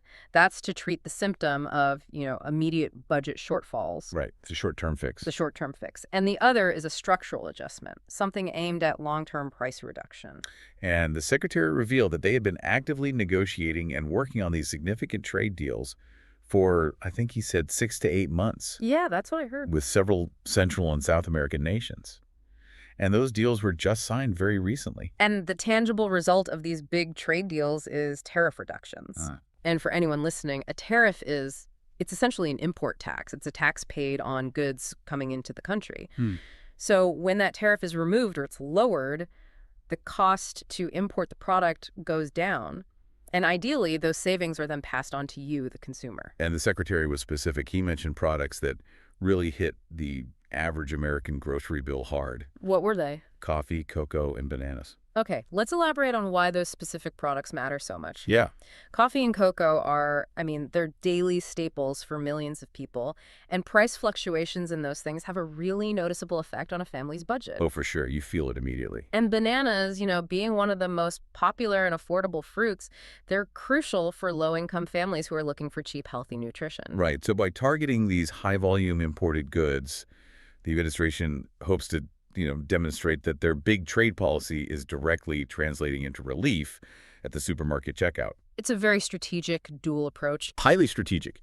You have the proposed $2,000 payment that's serving as this temporary financial rescue raft. Yeah. And at the same time, you have these structural trade agreements acting as a more permanent measure to start chipping away at that inflationary pressure on essential goods. So both strategies are working together. They're both aiming to increase the purchasing power of the average American household. Exactly. And it helps explain why the administration is pushing so hard for quick legislative movement, probably through that reconciliation channel we talked about. This context it's vital. It really is. But nothing is more important than the eligibility requirements. Nothing. So let's move into the section that addresses the core anxiety of our audience. Let's do it. Okay. We have heard the outrage. We've heard the disappointment. And it's just the anxiety caused by that phrase, working families. Yeah, we've seen the comments. We understand why beneficiaries, people receiving Social Security, survivors benefits, SSI, SSDI, VA compensation, we get why you immediately feared you were being ignored. But we want to be really clear here. This is a classic case where a political generalization conflicts with legislative reality. That phrase, working families, it is a generalized political shorthand. It just is. Right. When politicians discuss economic relief for working families, they are typically referring to the low to middle income bracket, the people who face financial pressure, regardless of where that income comes from. It doesn't matter the source. It doesn't matter. And the source material emphasizes that excluding fixed income recipients, it would be politically disastrous. But more than that, it just makes no sense within the structure of a direct payment. Okay, so what's fascinating here is the clarity that was provided on the legislative mechanism. We can definitively state this. Okay. The eligibility for this relief payment is based entirely on your income level, not whether you get a W-2 paycheck or file a Form 1040. This is the most important point we'll make today. It is. The government, when it issues this kind of broad-based relief, uses one primary metric, your total adjusted gross income, or AGI. Let's take a second to define adjusted gross income really simply, because this is the metric. This is what determines if you are included or excluded. Yeah, let's do it. Your AGI is your total income from all sources. So that could be wages, interest, pensions, and yes, your Social Security benefits minus certain allowable deductions. Okay. This is the figure the government uses to calculate eligibility for, well, for virtually all income-based relief. And the key insight is that the government is only concerned with the dollar amount of your AGI. Just the number. Just the number. So let's try to nail down the potential financial hurdle here. The Secretary indicated a potential maximum threshold for eligibility somewhere around $100,000. Right, for individuals or households. Yeah. And he did add the caveat that the final number determined by Congress could be lower, maybe 75,000, maybe even 60,000. Right, that's still being negotiated. But the rule remains the same. If your AGI is below whatever that congressionally determined threshold is, you qualify for the full payment. If it's above that, you either qualify for a partial amount or, nothing at all. And for most low-income beneficiaries, the good news here is that your total income, even if it includes your fixed benefits, is almost certainly going to fall well below that threshold. Right. But we need to address the most critical point for retirees and SSI recipients, the non-filer scenario. This is it. This is the aha moment that I think brings total reassurance. It should. Because millions of Americans rely solely on Social Security or SSI. They're considered non-filers. They don't submit an annual income tax return. Right. So if they don't file, how does the government verify their income is low enough to qualify? Okay, so we have to emphasize, this is not personalized tax advice. Of course not. But it is an explanation of the core tax law concept. Yeah. When you calculate your AGI, you get to subtract the standard deduction. Okay. This is a specific dollar amount set by the IRS that everyone can deduct from their income before any taxes are even calculated. Yeah. So if your total income for the year is less than the amount of the standard deduction, you generally do not owe any federal taxes. And, critically, you're not required to file a return. Let's put that into perspective for our audience. If you're single and your total income from all of your sources, including your, potentially partially taxable Social Security, if that falls below the standard deduction amount for an elderly person, right, then in the eyes of the government, your income is effectively non-taxable.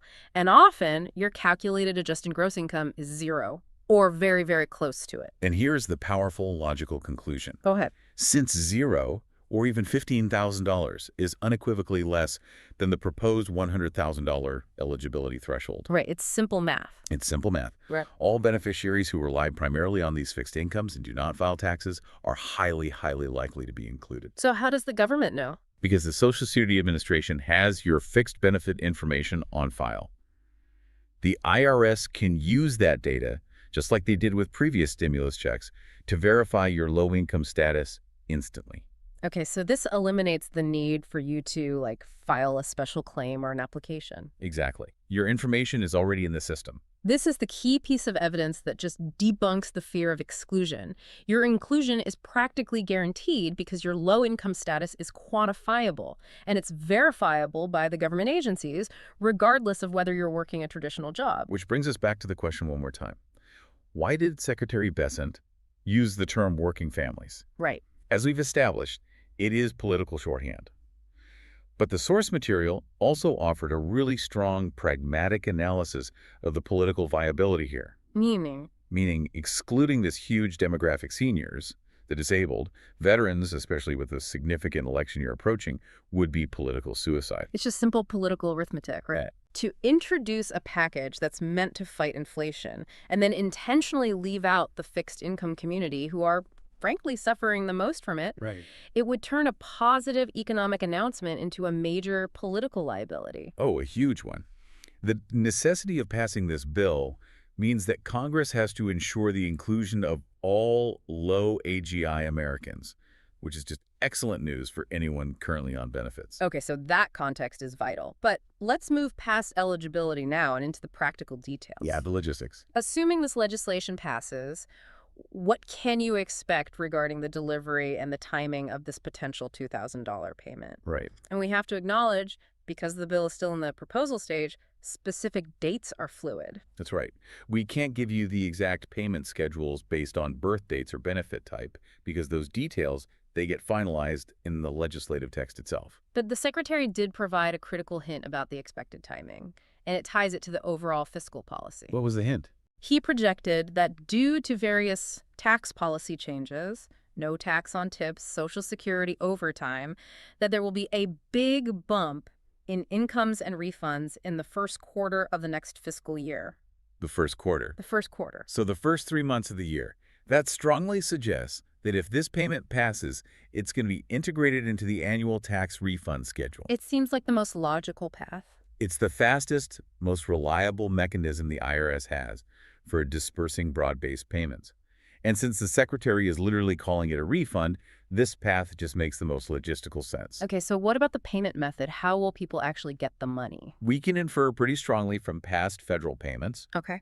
If you received a prior stimulus check via direct deposit, or if you get your monthly Social Security benefit via direct deposit, the $2,000 would almost certainly use that established bank information. That makes sense. And for those who receive their federal benefits on a Direct Express card or through paper checks, the payment would just follow that method. It would either be loaded onto the card or sent as a physical check in the mail. So the critical action for you, the listener, is just to make sure your current payment information is up to date with the SSA or the IRS. That's it. Make sure they know where to find you. Now we come to one of the most important aspects for our audience, financial protections. Yes.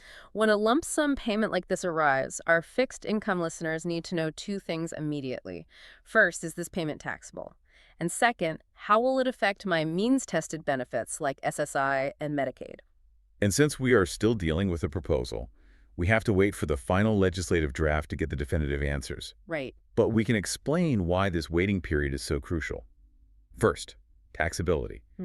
Typically, broad relief payments like this, the ones designed to offset hardship, they are non-taxable. But the final bill has to confirm this in writing. And second, and this is probably the most vital for anyone on SSI and Medicaid, is the impact on resource limits. The asset limit, yeah. For those programs, as you know, having more than a small amount of money in the bank, what they call resources, can disqualify you from getting your benefits. Right. So if this $2,000 is not protected, it could potentially push recipients over that resource limit. And that would be a disaster. A total disaster. We have to urge listeners to be vigilant and wait for the official text that confirms if the $2,000 will be specifically excluded from resource calculations, even for a period of time. Right. They did that with previous large relief payments. Exactly. This is an absolutely essential detail to watch for. And furthermore, we need clarity on garnishment. Will this money be protected from debt collectors? That's a huge one. Past federal stimulus funds have had specific language written into the law to protect them from civil judgment. But again, the final text has to confirm those protections are included for this $2,000 payment. For anyone who has outstanding medical debt or other financial obligations, that protection is critical breathing room. So the bottom line here is preparation and vigilance. While you wait for the final draft, be prepared to check official government sources for updates on eligibility and delivery. Do not rely on, unverified emails or social media posts for payment dates. Please don't. And we have to strongly address the inevitable threat that comes with major financial news like this. Scams. Scams. The moment this payment is finalized, scammers will be trying to capitalize on the confusion. I cannot stress this enough. The IRS, the Social Security Administration, and the VA will never, under any circumstances, call you, text you, or email you asking for personal information or your bank account details or some kind of fee to speed up your payment. It will never happen. Official communication will come via official letters in the mail or through secure online portals like the My Social Security account. Any suspicious contact should be immediately reported, and you should only trust information from verified government websites, the ones that end in .gov. And if a payment is late or the amount seems wrong, you have to use the official notification letter that you receive as your baseline for contacting the appropriate agency. Okay, let's pivot now to the broader significance of this proposal. This $2,000 payment, it's being presented by the administration as a central piece in fulfilling the president's goal of keeping his campaign promises to working Americans. That framing is really essential to understand. The Secretary specifically linked the payment to these broader policy goals. Like what? Things like removing taxes on tips, removing taxes on Social Security benefits for middle and lower income earners, and removing taxes on overtime pay. I see. So the $2,000 payment is framed as this immediate, tangible financial solution that fits inside that bigger policy framework.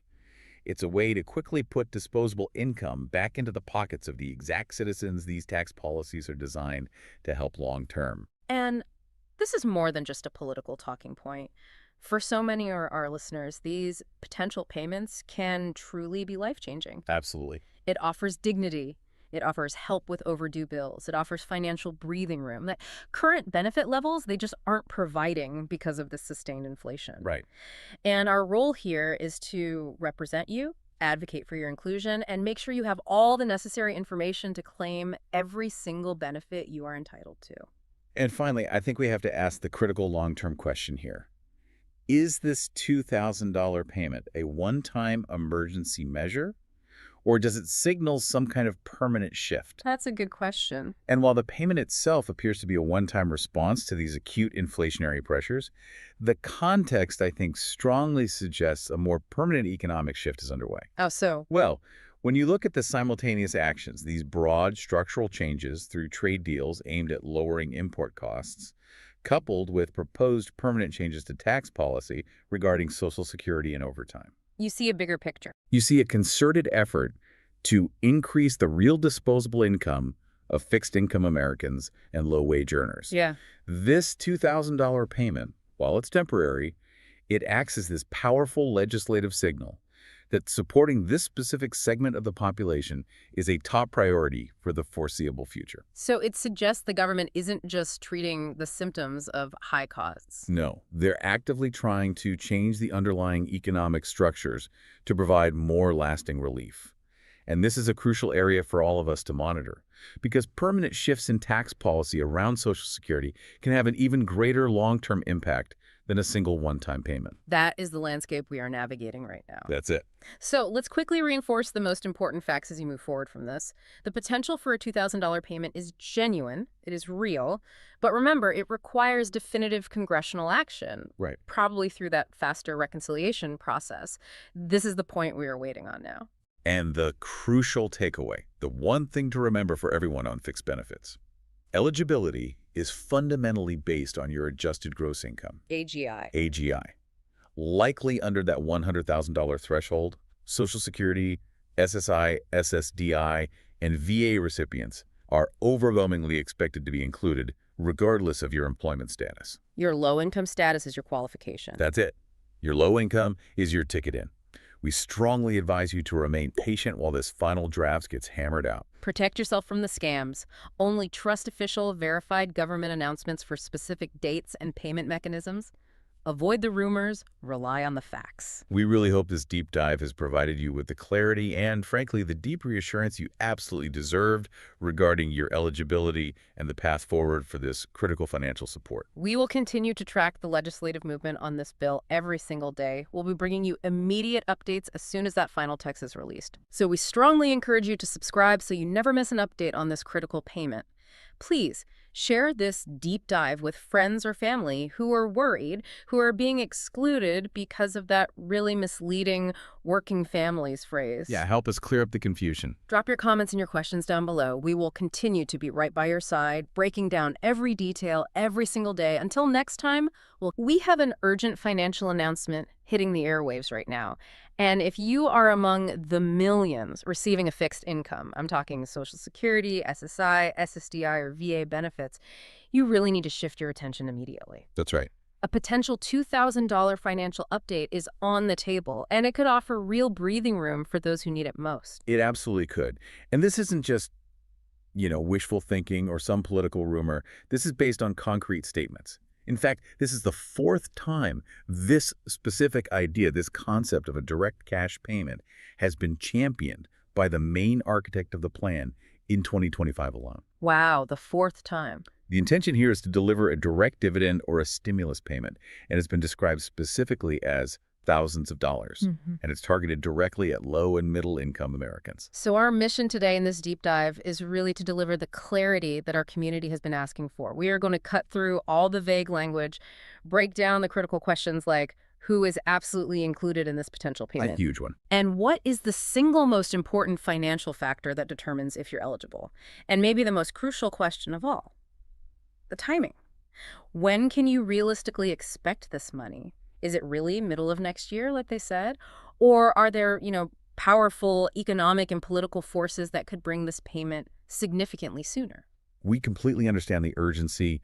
We know that for so many of you, a payment like this is the difference between making ends meet and falling seriously behind. Yeah. So we are going to ground our entire discussion in the actual statements and posts made by the president and his team. Okay. We'll analyze the feasibility, the policy behind it, and just really unpack this whole thing to give you a comprehensive understanding of what might be ahead. Welcome back to the deep dive. Based on the just overwhelming number of requests we've gotten, we knew we had to dedicate some serious time to this potential financial lifeline. We really did. We recognize that for our listeners on fixed income seniors, individuals with disabilities, veterans, this isn't some abstract piece of news. This is a very, very necessary potential cash injection. Exactly. And we are addressing head-on the possibility of a $2,000 payment. Now, it's been described using a few different terms. Right. I've seen a bunch of them. Yeah, a stimulus check, a dividend, a rebate, or the more technical and, frankly, politically charged term, a tariff revenue profit share. Okay, let's just be frank about the language for a second. The name. It matters less to your bank account than the dollar amount, right? Of course. What really matters is that we're talking about thousands of dollars, maybe a $2,000 lump sum going directly back to the public. But that political framing, that is fascinating. Why insist on calling it a tariff revenue profit share instead of just, stimulus? Well, that's where the real nuance of this discussion is, and it speaks directly to the political architecture behind it all. Yeah. The sheer persistence of this idea. That's the first major clue. The fourth time this year, you said? The fourth time. Our sources confirm that this is the fourth time the president has proposed or pushed this kind of direct funding just in 2025. This consistency, it suggests a core philosophical desire by the main architect to return government revenue directly to the people. So it's about framing it differently. Exactly. Framing it not as a handout or as welfare, but as a distribution of shared profits generated by, in this case, trade policy. 4 times in 1 year. That tells you there's not just momentum, but a really deep commitment to this model of direct payment. It feels like a pattern, not just a random idea thrown out there. It is a pattern, and this push is directly verifiable. It's not rumor. It stems from a post made on Sunday, November 9th, and then it was reiterated the very next day, November 10th. It's coming right from the top. And that verification is so crucial because, when you're dealing with financial updates that affect millions of Americans, especially those relying on really strict budgets, knowing the source is primary and consistent, that's everything. The message from those posts was crystal clear. We have extra revenue, and we are returning it to the low and middle income population. Okay, that brings us to what might be the most critical component for everyone listening: eligibility. So many of our listeners on fixed incomes get anxious because, past government programs often have these convoluted rules that sometimes accidentally leave them out. Absolutely. And we need to dispel the major myths right away. People on fixed incomes, they often worry, do I need to be working? Right, or do I need to file some special tax return? Exactly. Or is this only for rich people who pay massive taxes? So what's the answer to all of that? The answer, based on the unequivocal structure of these proposals and the source material itself, is this. The only thing that determines your eligibility for this type of payment is your income level. Just income. It comes down to your low and middle income status, period. Your status as a non-worker or a fixed income beneficiary is completely irrelevant. In fact, it makes you the prime target for this money. That is the core message everyone needs to internalize. Income is the key.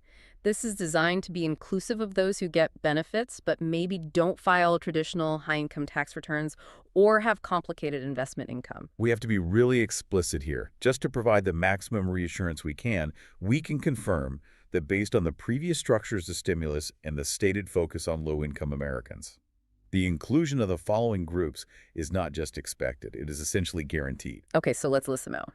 We are talking about all Social Security beneficiaries. That includes retirement and survivors. We're talking about SSDI recipients who rely on disability benefits. And SSI. SSI recipients, absolutely. They represent the most vulnerable, lowest income demographic.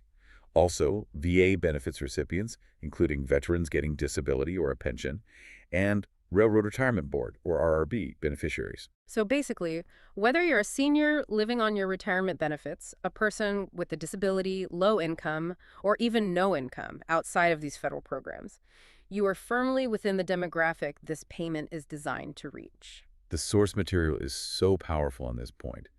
It directly confronts that anxiety about being excluded. The quote is, "There's no reason that you wouldn't be included." That's pretty definitive. It is. In fact, the statements reinforce that these fixed income groups would absolutely be included.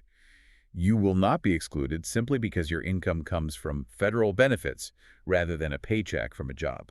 Okay, so now let's talk numbers. If eligibility hinges on income, where is the line drawn? What are the tentative numbers that define low and middle income and exclude the high-income people the president explicitly mentioned? So the president did provide some specific, though. Their preliminary thresholds. For individuals, if your income goes over $75,000 a year, you may not be eligible. And For married couples who file their taxes jointly, that cutoff may be $150,000 a year. that's a pretty critical line in the sand. But I have to challenge this just a little bit. How exactly do they calculate the income for someone who only gets, say, $1,000 a month in SSI? They don't file complicated tax returns? No, they don't. So are they looking at adjusted gross income, AGI, or just total taxable income? What's the metric? That question goes right to the heart of the technical challenge here. And it is one of the current major unknowns we're definitely going to delve into later. For people who file tax returns, yes, AGI has historically been the benchmark. Right. But for the vast majority of fixed income beneficiaries, especially those getting SSI or just low Social Security, they often file simple returns or they're non-filers. The government has mechanisms based on SSA and VA records to confirm their income is below the threshold without needing a complex tax return. So essentially, if you only receive fixed benefits, your income is almost certainly safe. Almost certainly. That's the idea, and that should provide significant comfort. If your income falls below those thresholds, the likelihood of you being eligible is nearly 100%. That's huge. Absolutely. I mean, the scope and scale here are massive.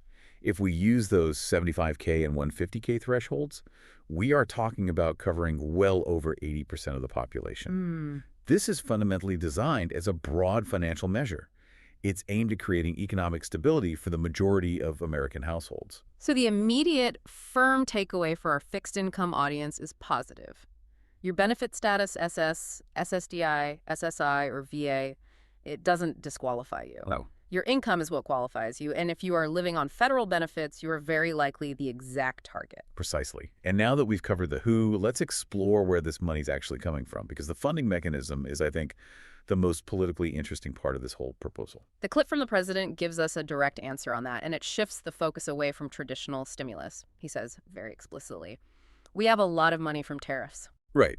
And this framing is crucial. We need to unpack the economics of tariffs for just a moment. Tariffs they're essentially taxes or fees that are imposed on imported goods and services. Right. So when the government puts high tariffs on, say, foreign steel or solar panels or other manufactured goods, they do two things. One, they make the foreign goods more expensive, which encourages consumers and businesses to buy American. And two, they generate significant revenue for the government. So, and this is a key point, this is not deficit spending, this is not money being borrowed or just printed, it's revenue that's already been collected at the border. Exactly. This is key. It's not being presented as traditional economic stimulus that's funded by debt. It's framed as the government taking revenue that was generated through these specific protective trade policies and then returning it to the citizens. So by calling it a dividend or a profit share, the main architect is changing the political perception. Completely. It's not emergency relief or welfare anymore. It's shared national prosperity. That is highly strategic. It completely changes the political flavor of the whole thing. It moves it from being an expense, something that requires cutting other budgets, to being a distribution of a surplus that was generated by a successful trade policy. Interesting. And if we look at the broader economic insight, the president links this revenue stream to protecting domestic businesses. He cited the chip manufacturing industry as a prime example of bringing those businesses back home. So the argument is that tariffs create a financial moat, which leads to jobs and revenue. Right. And the people who bore the cost of those slightly higher prices on imports should get a share of the revenue that results from it. So the argument goes that citizens supported this policy by maybe paying a little bit more for some goods because of the tariffs, and now the government is sharing the collected revenue back with those citizens to boost stability and offset inflation. That is the policy connection, precisely. It clarifies that this is not a traditional permanent Social Security increase or some long-term entitlement adjustment. It's a one-time or maybe a recurring dividend that comes from specific protective trade policies. It's a mechanism for profit sharing. Yes. Generated by the government's protective economic strategy, shared directly with low and middle-income citizens. But I have to ask the obvious question. Why wouldn't they use that tariff revenue to, say, pay down the national debt or shore up the Social Security trust funds? Well, that is the perpetual debate in fiscal policy, isn't it? While, yes, paying down debt or shoring up entitlements is fiscally responsible, distributing it directly achieves a very different and much more immediate political and economic goal. Which is? Stimulating consumer spending and gaining direct political support. A check for $2,000 immediately impacts the economy through consumption. Sending that money back to the lowest income segment ensures that money is spent immediately, multiplying its effect on local economies. And politically. Politically, a check in your hand is worth far more than some fractional, abstract reduction in the national debt that you'll never actually feel. Okay, here is where the conversation turns to high anxiety. The timing. $2,000 is incredible, but if you're struggling with bills right now, when is this money actually going to land in your account? And the initial timing provided by the president in the clip was specific, but it caused widespread concern. He said, we're going to be issuing dividends later on, somewhere prior to, probably in the middle of next year, a little bit later than that. Middle of next year. So given today's date, we're talking about mid-2026. Correct. Mid-2026. That is over a year away. We have to address the community's immediate and, I think, justifiable reaction to that. The source captured that anxiety perfectly. Oh my, the middle of next year, that's a long time from right now. I need the money right now, today. And that empathy is so critical. For many people on SSI or low fixed incomes, waiting 18 months is just, it's financially impossible. So we have to look beyond the official statement. We have to. We have to examine the crucial mitigating factors, the political and economic catalysts that strongly suggest this money could arrive significantly sooner. Okay, what are these catalysts? What forces are strong enough to shift a massive government program schedule forward by several months? There are two dominant forces we really have to consider. The first and the most immediate is the political incentive structure, specifically the midterm elections. Ah. The source suggests that any time between now and November of next year, so November 2026, is the best chance to see this money arrive. That timing aligns perfectly with historical precedent, doesn't it? We have seen time and again that massive financial relief measures, whether they are direct checks or tax rebates, tend to coincide precisely with major national elections. It's a powerful accelerator for popular measures. It's a huge accelerator. The closer the payment is to the election, the higher the political impact. If the main architect and Congress are committed to delivering this payment, the pressure to do it well ahead of November 2026, maybe in the second quarter of 2026, it becomes immense. They need the full effect to be felt by voters well before they cast their ballots. Exactly.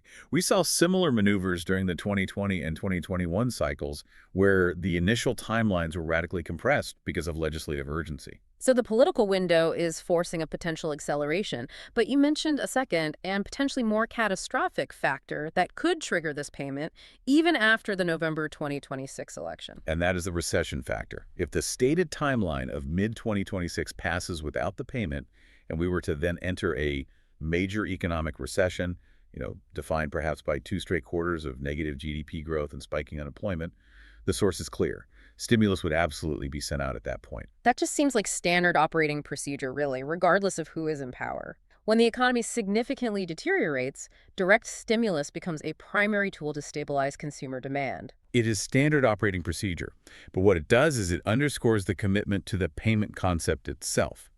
Whether it's motivated by political timing or economic necessity, the funds are earmarked, and the mechanism for distribution is being actively discussed. So if the economy starts to look bad, If economic indicators begin to sour, if consumer confidence plummets or unemployment rates tick up toward say 5 or 6%, expect Congress to move with far greater urgency than their stated mid-2026 schedule would suggest. So the listener really needs to manage two timelines in their head: the official slow-paced timeline of mid-2026 Right. or the politically incentivized timeline between now and November 2026. Right. Either way, the high probability of payment remains firmly within that window. It's prudent to hope for the earlier date, but plan for the official one. However, external catalysts, elections, and economic downturns, they have a history of overriding internal governmental projected schedules for rolling out complex financial programs. We should not dismiss the possibility of a faster timeline. Okay, so we've nailed down the amount, the eligibility, and the general timeline. Now for the reality check.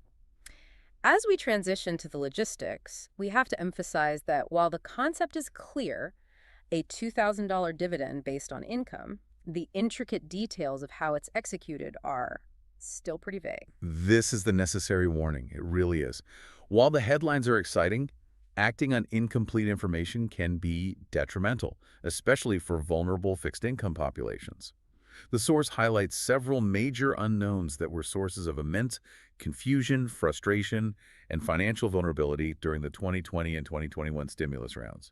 And we have to address these head on. We have to. So let's break down the three major unknowns that are crucial for determining the final logistics, and most importantly, the safety of this payment for our listeners. First up is the specific income threshold. Right. As we mentioned, we've heard $75,000 for individuals and $150,000 for married couples. But the source material also indicates that previous internal discussions have floated a figure of under $100,000 for individuals. And that variance, $75K versus $100K, that affects millions of high middle income earners. We need the final, official, precise number. We do. But let's circle back to the fixed income earners who might have a tiny bit of income outside their benefits, maybe from a small part-time job or a small pension.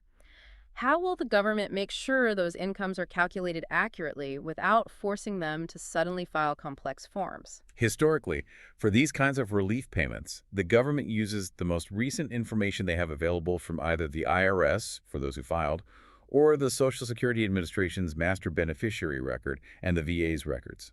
So they use existing data. Yes. For those on low SSI, their income is already vetted through really strict eligibility criteria. The SSA is very adept at calculating countable income. If they move forward with this dividend, the rule set will likely stipulate that if your AGI is 0, or if your only income is protected federal benefits, you automatically qualify as low income. Which simplifies the process dramatically. Which is essential for getting payments out rapidly. Okay, let's move to the second major unknown, which is maybe the most critical for low-income beneficiaries, particularly SSI recipients: garnishment protection. This was an absolute nightmare scenario during previous stimulus rounds, and it demands significant technical attention now.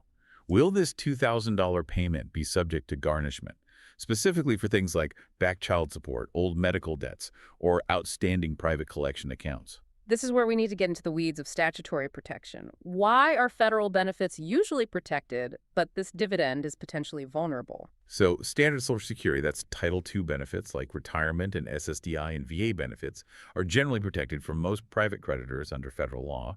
SSI, which is Title X6, has even stronger protections. Okay. However, stimulus checks, which are legislatively defined as tax rebates or dividends, are legally distinct from these protected benefits. In 2020 and 2021, Congress had to include specific language, like Section 2201 of the CARES Act, to explicitly waive garnishment protections against federal debt, private creditors, and other forms of debt collection. So if they don't include that specific, explicit waiver written into the new legislation for this $2,000 dividend, the money could be treated just like any other income and immediately swept away by debt collectors the moment it hits a bank account. Precisely. If the money is just classified as a general dividend from tariffs, and the legislation fails to include language that says, notwithstanding any other provision of law, these funds shall be exempt from levy or attachment, then it is vulnerable.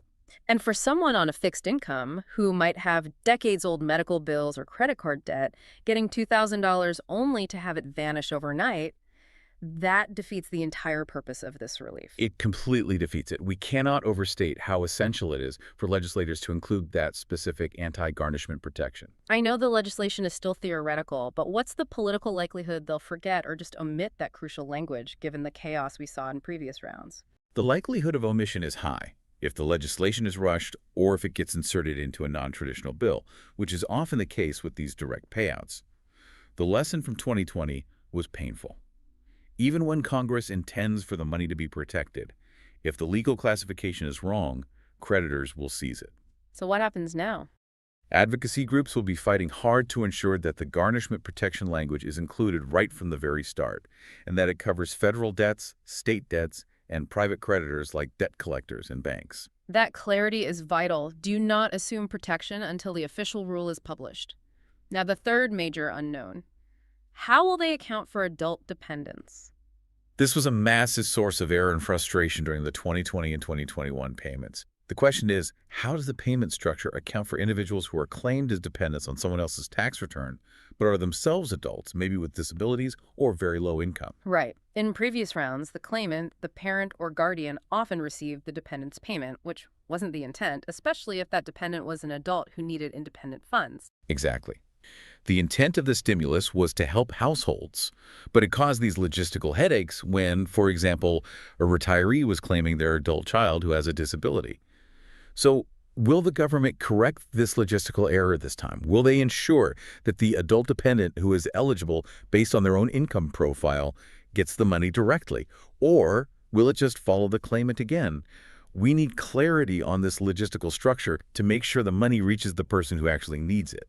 These specific details, the final income cutoff, the garnishment protection status, and the rules around adult dependents are absolutely essential for finalizing eligibility and logistics.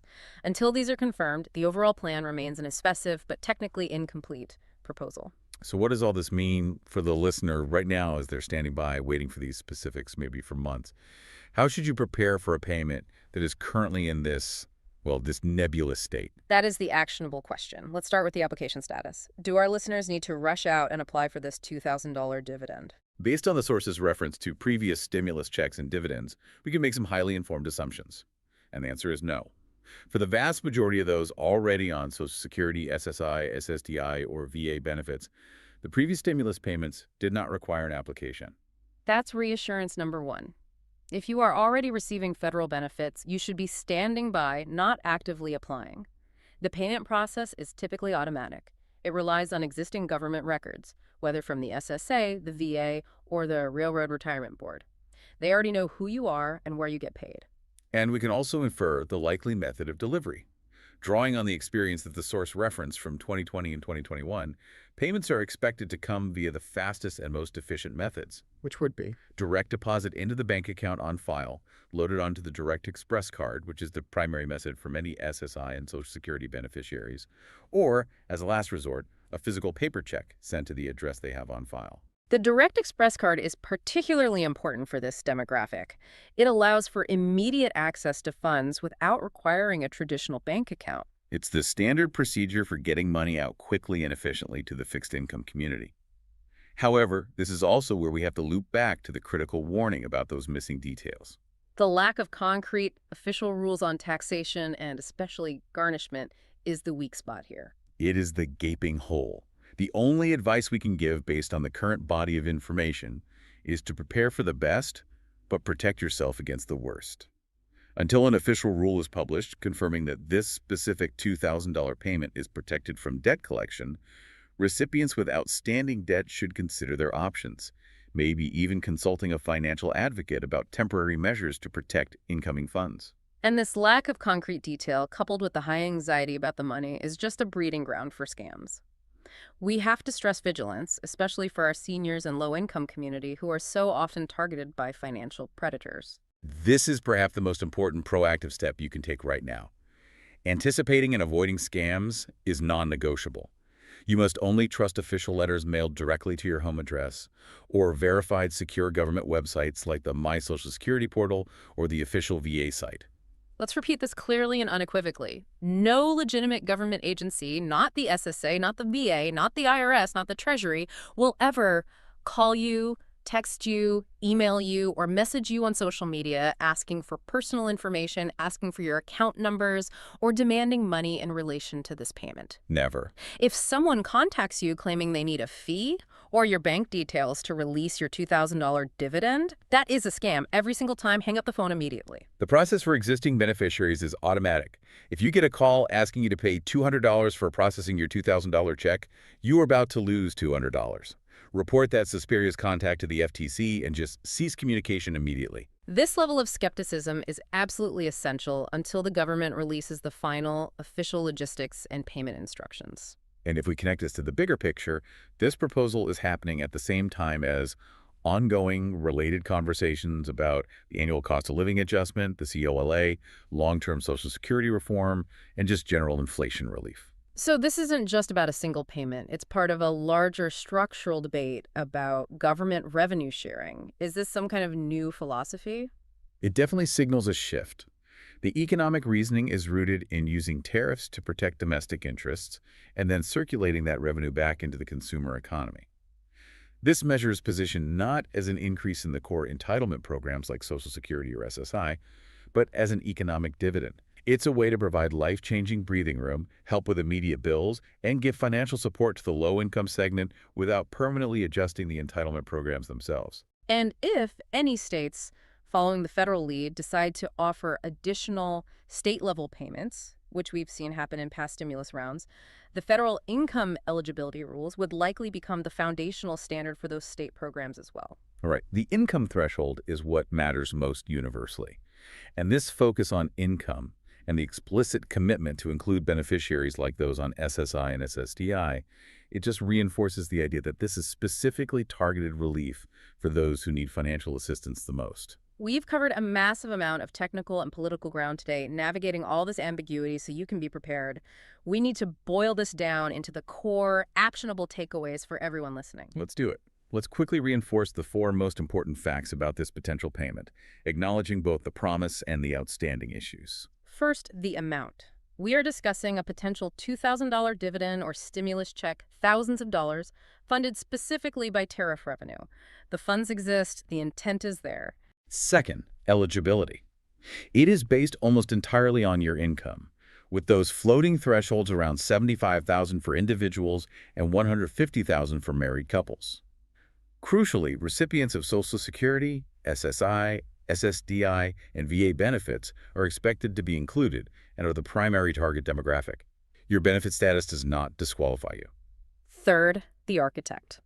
The president is the main architect of this plan and is consistently pushing this idea forward as a dividend, which gives it consistent political priority. And fourth, timing. The official target is mid-2026, but two powerful catalysts, the November 2026 midterms and the threat of a major recession, could potentially bring this money significantly sooner. We advise you to monitor the economic landscape very closely.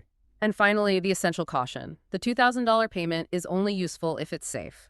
We must await official confirmation, specifically on the garnishment protections, before assuming the money will be safe from creditors, especially given that technical distinction between a protected federal benefit and a tax-funded dividend. Which raises an important question for everyone listening, a provocative thought to end on.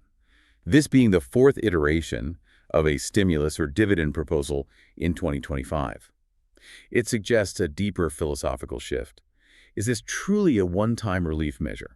Or does the constant push for direct revenue sharing signal a move toward treating government-generated revenue-like tariff profits as a permanent pool of funds for regular citizen dividends, potentially leaning toward a long-term model of something like universal basic income? This could fundamentally change how citizens expect government revenue to be spent. We encourage you to stay engaged as these final crucial details emerge. The moment we get official confirmation on the final income cap, the specific payment schedule, and those all-important garnishment rules, we will bring that information to you immediately. And we'll leave you with this question. Given the necessity of financial relief right now, do you believe the political pressure or the economic pressure will be the stronger force in determining when this $2,000 actually arrives? We'll see you. If you're relying on a fixed income, whether that's Social Security, SSDI, SSI, or VA benefits, then you know. You know just how quickly $2,000 can just evaporate, especially when inflation is running this hot. That's why the update we are diving into today is, well, it's absolutely critical. Right now, there is a specific proposal on the table from the president for a substantial $2,000 stimulus dividend. And this proposal is pretty unique because it's not meant for everyone. We're talking about a payment that's designed very specifically to put money back into the hands of those who genuinely need it most. So it's targeting low-income and middle-income Americans, and it makes a real point of excluding high earners. And this right here is the essential takeaway you need to understand right now. If your income comes strictly from fixed benefits, your eligibility for the full $2,000 payment is, well, it's virtually guaranteed. That's based on every historical income threshold we've ever seen used for this type of relief. We've taken a stack of sources detailing this whole proposal, including the public announcement from back on November 10th. So we're going to unpack the political thinking behind using tariff revenue to fund this. We'll reveal exactly who qualifies based on the mechanics, like adjusted gross income. And most importantly, we will dissect those critical financial protections, the ones needed to ensure this money doesn't accidentally jeopardize your eligibility for other vital programs like Medicaid or SNAP. Stick with us. It's time for the deep dive into the $2,000 dividend. Okay, so let's start with a reality that, it really drives this whole conversation. Financial pressure. We know that for so many of our listeners who rely on those fixed incomes, whether it's retirement, disability, veterans benefits, every little unexpected expense, it hits hard. Every time the price of gas or groceries goes up, that constant, cost of living strain is precisely why we are focusing today on this pretty significant proposed financial update. A $2,000 figure that, if it passes, could provide some really crucial breathing room. That's the specific update we're dissecting. The proposal for a new $2,000 fourth stimulus check, or as the phrasing in the source material calls it, a dividend. A dividend. Yeah, and it's important to stress that distinction. This isn't just some vague idea. The proposal has a very clear, very explicit focus on a highly specific group of people. And that focus, it comes directly from the source material context. There was a public posting made on November 10th. And that posting, it clearly states the intent here. This $2,000 payment is directed right towards low-income and middle-income Americans. Right, and the emphasis of that announcement is what makes it so important for you, the listener. The originator of the proposal, he took great pains to make it, to paraphrase the source material, unambiguously clear that this payment is not for high-income individuals. Right. And that proactively addresses one of the biggest criticisms we saw with prior relief efforts. Oh, absolutely. That they were too broad. Exactly, that they sometimes benefited people who just weren't facing any real financial hardship. Here, the stated intent is the complete opposite. It's about prioritizing low and middle-income inclusion. And that proactive exclusion of the high earners, it's so important both politically and financially. When you look back at the other stimulus efforts, that question of who gets cut off, it always generated this massive debate. It did. It really complicated the rollout of the payments. So by making the primary target so specific from the very beginning, the message is aimed directly at reassuring those low and middle income brackets that they are the priority. Absolutely. And when we look at the context of the payment, the proposed funding source is where the political and economic intrigue really lies. The proposal details that the money is intended to come from specific tariff revenues. Tariff revenues. Now that's fascinating. Isn't it? Because it completely reframes the money. It suggests the payment wouldn't be adding directly to the national debt, or at least not in the, the standard way through new borrowing. So can we unpack that, the implication of using tariffs here? It's a critical political maneuver. Yeah. By sourcing the funds from tariffs, which are basically just taxes collected on imported goods, the administration is trying to neutralize those immediate arguments about fiscal responsibility. The ones that always come up with stimulus programs. Always. Critics of previous stimulus checks, they argue that they were inflationary because they were funded through debt. By using tariffs, the argument completely shifts. The new argument becomes, this is revenue that's already been collected, and it's simply being directed back to the citizens who need relief the most.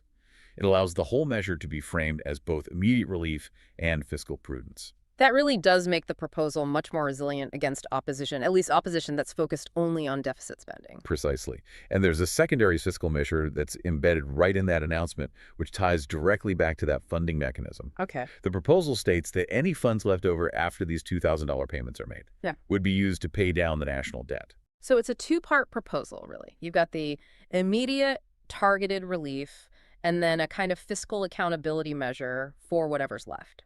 This helps define the scope. But let's clarify the exact nature of this money. Is this intended to be a one-time payment? Is it a recurring increase or just some kind of temporary emergency relief? Based on the phrasing in the posting, specifically the word payments and the mention of money left over, it is very clearly structured as a one-time financial dividend. Okay. It mirrors the structure of the past stimulus checks we saw back in 2020 and 2021.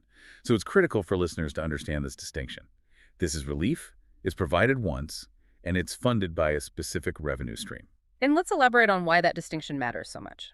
A permanent structural change, like, a cost of living adjustment, a KHLA, that permanently changes the size of your monthly benefit check. Right. Every month. Every single month. This $2,000 dividend does not do that. It is a lump sum. It's designed for an immediate injection into your budget. It's a dividend, not an ongoing raise. So if this moves forward, this is a significant one-time lump sum you need to plan for, but it won't be reflected in your checks 6 months from now. Okay, so understanding that this is a one-time dividend, it's funded by tariffs, and it's for low and middle-income Americans, we have to move to the most critical, practical question. Who qualifies? How does that low to middle-income criteria translate into real eligibility for someone on Social Security or, say, SSDI? Well, we have to reiterate the source material's core criteria. Low and middle-income USA citizens. That's the foundation. Now, let's apply that criteria to the technical mechanics that actually determine eligibility, specifically the adjusted gross income, or AGI, litmus test. Right. Let's get into the mechanics of fixed income inclusion, because this is where that idea of guaranteed inclusion for many fixed income recipients really lies. Absolutely. The discussion surrounding this proposal, it explicitly addressed nearly all the major fixed income groups. So we're talking Social Security retirees, SSDI beneficiaries, SSI recipients, survivors, spousal benefits, VA benefits, and even RRB Railroad Retirement Board benefits. For the vast majority of people receiving benefits from these programs, they fall squarely within that targeted income bracket.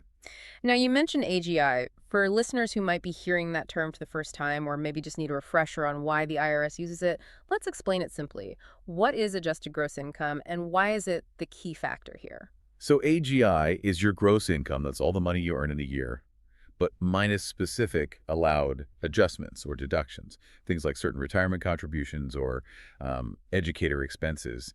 The government uses AGI, not your total gross income, because it's meant to be the fairest gauge of your actual disposable income and your ability to pay. Right. And when it comes to stimulus checks, AGI is the mechanical line in the sand. And the essential point for our audience is that for many fixed income recipients, their primary source of funds, Social Security, is often partially or even completely excluded from that AGI calculation.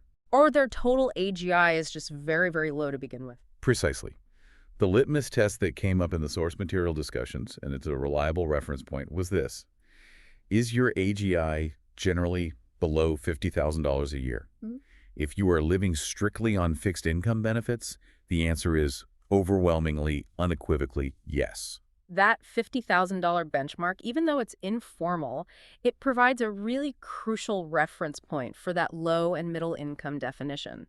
So if your annual income is below that figure, you are considered low or middle income in the context of previous relief measures. And that virtually guarantees you are within the sweet spot for this $2,000 payment. Let's lock this down with some specific data points just to make it crystal clear.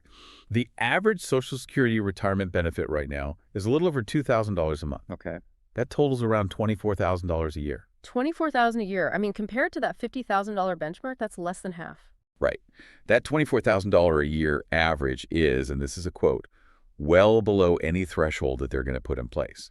And that's based on the precedent we have from past relief.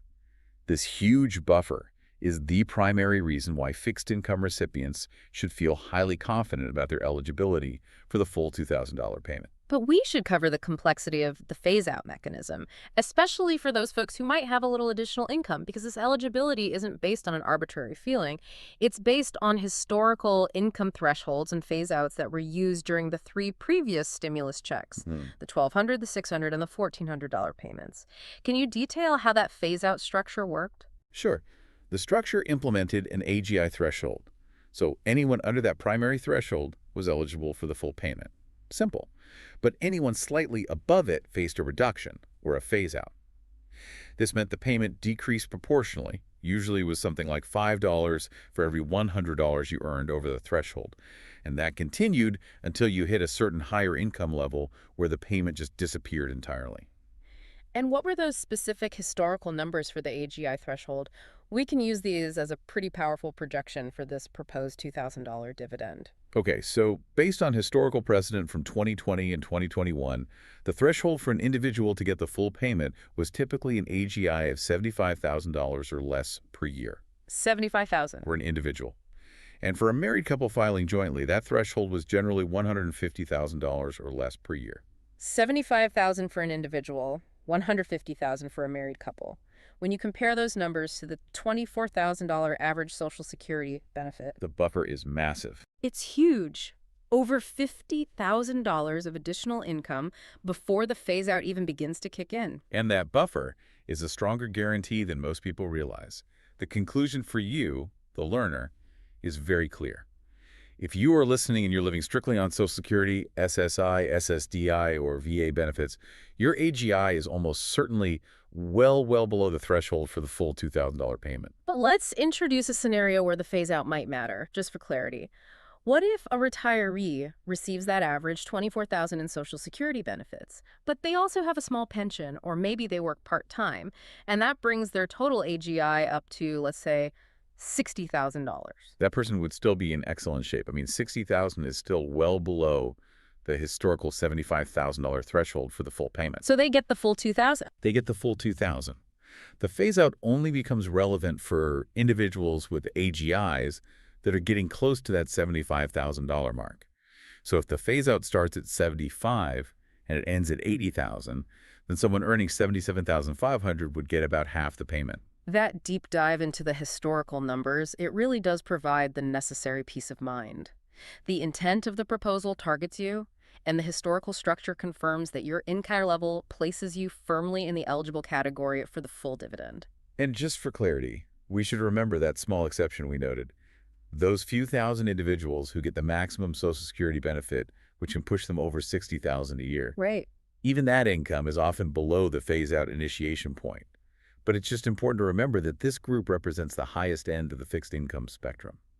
For the vast majority of recipients, especially those on SSI or the standard SSDI benefit, their AGI falls so far below the threshold that eligibility is just not a concern. Okay. We know the intent, and we know the target audience is highly likely to qualify. Now we have to address the major source of skepticism. As we see constantly in the feedback, the sentiment is often, I'll believe it when I see it. And that's understandable. We have to acknowledge that while the proposal is clear, the concrete details of implementation are, well, they're still missing. That skepticism is warranted by, the speed of legislative processes, but we can manage expectations by detailing what those missing steps are. We need clarity on two major missing details that will transform this from a proposal into an actual reality. Okay, what specifically do we need clarity on? First, the precise dollar amount for the income threshold. While we can reliably project it'll be around that $75,000 AGI mark for individuals, we need Congress or the relevant executive body to officially announce where they will draw that line in the sand for this specific dividend. Right, the final number. The final number. And second, we need the specific payment schedule, the official payment dates. And those dates are only determined after the mechanism is fully funded and signed into law. So the moment those exact thresholds and dates are announced, that's the moment this moves from proposal to certainty. Until then, the legislative process has to play out.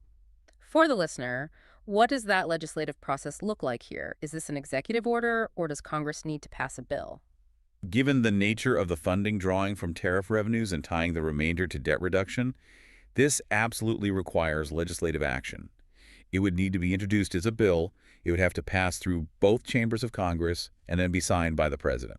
So there are a few hurdles. There are, and this is why the timeline is uncertain. We are tracking a proposal that needs to become law before implementation can begin. That's why we just can't give you hard dates today. And since we can't give hard dates, let's look at past experiences referenced in the source to project how the delivery might happen when those details are finalized. How were the previous checks delivered, and how will this one likely follow suit for the fixed income audience? Based on prior stimulus experiences, the delivery methods are highly predictable because they really just rely on existing government infrastructure. The primary and the fastest method will be direct deposit Okay. for anyone who has their bank account information linked to the SSA, the VA, or the IRS. And critically for our audience, the direct express cards. I mean, this is the primary way many SSI and low-income Social Security recipients get their monthly funds. Exactly. The direct express cards are absolutely essential here. If the money is routed through the Social Security Administration or the Treasury, it would use the existing electronic payment rails, which means direct express card holders would receive the payment automatically onto their cards. That's great news. It is. This method proved extremely efficient during prior relief efforts, and it often led to the fastest dispersal of funds among the fixed income population. That is a huge relief. Now let's talk application. If I'm on Social Security or VA disability, do I need to worry about filling out some new application form to get this $2,000? Reassuringly, based on the previous structure of all three stimulus checks, no new application is needed for the vast majority of existing benefit recipients. Okay. Eligibility is determined automatically. It's done via existing SSA, VA, or IRS records. If you are already receiving a fixed benefit, SSDI, via disability, retirement, you are already in the system. The government has your payment method, it has your address. The system should be automatic for you. Right. The only people who might have had to file a form in the past were those who had zero income and didn't usually file taxes. But for existing beneficiaries, it's largely automatic, which minimizes the administrative burden and really speeds up delivery once the legislation is passed. And addressing that skepticism directly. We understand the frustration that comes with waiting for legislative details. We really do. However, maintaining a hopeful yet informed mindset means understanding the process and watching for the next key steps. That's the passage of the bill and the setting of the exact threshold and payment dates, rather than just dismissing the possibility outright. The intent behind this is strong, and the funding source is politically novel, which gives this proposal a unique momentum. Let's add a layer of practical advice here regarding the timeline. Based on past rollouts, once a bill is signed, how quickly could those direct express and direct deposit payments typically begin to flow? Are we talking weeks or months? Well, once the bill is signed and the Treasury Department is authorized, the electronic payments, so direct deposit and direct express, are usually the very first ways. We saw in previous efforts that the first wave of electronic payments started hitting accounts within about 10 to 14 days of the law being enacted. That's pretty fast. It is. Paper checks, on the other hand, unfortunately, take significantly longer, sometimes stretching into 4 to 6 weeks. Wow. So if you receive your benefits via paper check, that's a good reminder to consider switching to direct deposit through the My Social Security portal to ensure you get the quickest access to this $2,000 dividend should it pass. Delivery speed is important, but for our low-income audience, safety is everything. Once that $2,000 dividend arrives, keeping it safe and making sure it doesn't harm eligibility for other vital, means-tested programs is absolutely paramount. We have to look at the tax and benefit impact based on the structure of previous federal relief. This section is absolutely critical, especially for SSI recipients and anyone who's using SNAP, Medicaid, or housing assistance. We have to make sure this $2,000 benefit, which is designed to help, doesn't accidentally cause a disqualification for necessary long-term assistance. Okay, let's start with flexibility. If I get $2,000, does that count as taxable income that I need to report next April? Historically, federal stimulus checks have been classified as refundable tax credits, which legally makes them non-taxable income. So we must advise you to anticipate that this $2,000 dividend will follow that same precedent and be completely tax-free. I mean, given the nature of this payment as relief and its low-income target, classifying it as tax-free is just the standard federal procedure to maximize the benefit to you. We will, of course, confirm this detail when the final legislation is announced, but the expectation, based on all precedent, is that it will be tax-free. Next, let's talk about benefit eligibility protection, and we need to dedicate some serious time to this. This is where SSI recipients especially need robust reassurance. If I get this $2,000 lump sum, will it count as income and jeopardize my status for Medicaid or SNAP? This is the most complex and critical area. Typically, receiving a lump sum like this could have two negative effects for SSI recipients. First, it could count as income in the month it's received, which could potentially reduce their monthly SSI payment. Second, and this is the big one, if the money isn't spent immediately, it counts toward the resource limit. And the resource limit for an individual on SSI is notoriously low. It's just $2,000. So receiving a $2,000 dividend instantly puts many recipients right at or even over that threshold. That's the danger. Uh, Without special protections written into the law, receiving $2,000 would jeopardize their resource limit and their eligibility for SSI, which, in turn, usually guarantees their eligibility for Medicaid, A domino effect. a huge one. However, previous relief payments were structured specifically to prevent this. Congress implemented a measure that stipulated these funds did not count as income for means-tested programs like SNAP, Medicaid, or housing assistance. But the resource limit is the trickiest part. How did they handle that? They implemented what's often called an exclusion period. For previous stimulus checks, the funds were excluded from the SSI resource count for a period of 12 months from the date of receipt, 12 a months. full year. And that provided a full year for the recipient to use the funds, pay off high-interest debt, fix a necessary appliance, catch up on rent without losing their SSI or Medicaid benefits. So that legislative protection is absolutely vital. We need confirmation that this $2,000 dividend will receive similar specific language guaranteeing at least a 12-month exclusion period from the SSI resource test. Yes. Without that detail, that $2,000 could instantly cost someone their monthly SSI payment and their critical health coverage. Absolutely. We track these details very closely, and you should not assume that the protection is automatic. It has to be explicitly included in the finalized bill. And this protection is necessary not just for SSI, but also for programs like SNAP and federal housing assistance, just to make sure the $2,000 doesn't distort their means testing calculations. What about working beneficiaries? Like those on SSDI who are using work incentives. Will this dividend impact their substantial gainful activity or SGA limits? The good news here is that SSDI and Social Security income limits, they're based on earned income, so money you get from working a job. Since the $2,000 dividend is not earned income, it's a payment from the government, it generally does not impact the SGA limits or any other work incentives for SSDI. It's in a different category. It falls outside the calculation used to determine whether a beneficiary is engaging in substantial work. Finally, let's talk about debt collectors. What about garnishment protection? If someone has outstanding debt, can a creditor just immediately seize this money the moment it hits their bank account? This is another area where explicit legislative protection is, well, it's non-negotiable. Previous relief funds, specifically under the CARES Act and the American Rescue Plan, they included special protections that shielded the funds from seizure by most commercial debt collectors and creditors. This was designed to ensure the money served its intended purpose relief, not automatic debt repayment. So, if the new legislation does not include that specific, explicit garnishment protection, then someone with an outstanding judgment could see the funds seized once they land in the bank account. Precisely. We have to watch for confirmation that the $2,000 dividend would receive similar protections, ensuring the money stays with you, the intended recipient. Without that specific federal shield, the funds could potentially be subject to certain forms of garnishment. Although I should add, federal debts like back taxes or child support often have different rules entirely. The key is explicit language in the new bill. Okay, safety measures are non-negotiable, and that brings us to the mandatory critical scam warning. This audience, our audience, is so often targeted, and we have to hammer this point home. This is an emphasized point you must internalize. The single absolute rule is that you must warn strongly against scams.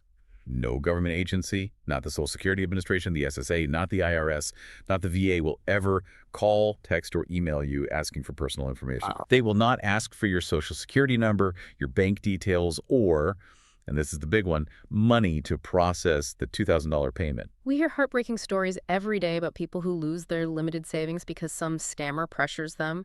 If someone contacts you claiming you need to pay a fee, or buy a gift card, or provide your bank PIN to unlock the dividend, hang up immediately. It is a scam 100% of the time. The actionable advice is simple. Trust only official letters delivered by mail or verified government websites that end in .gov. You get suspicious contact, a text message, an email with a link, do not click, do not reply, and report it immediately. Legitimate government updates can always be found on official portals, like the My Social Security portal, which allows you to manage your benefits and get verified updates securely. Do not allow scammers to take advantage of this proposed relief. All right, this $2,000 proposal is significant short-term relief, but how does it fit into the bigger long-term picture of financial support for seniors and fixed-income Americans?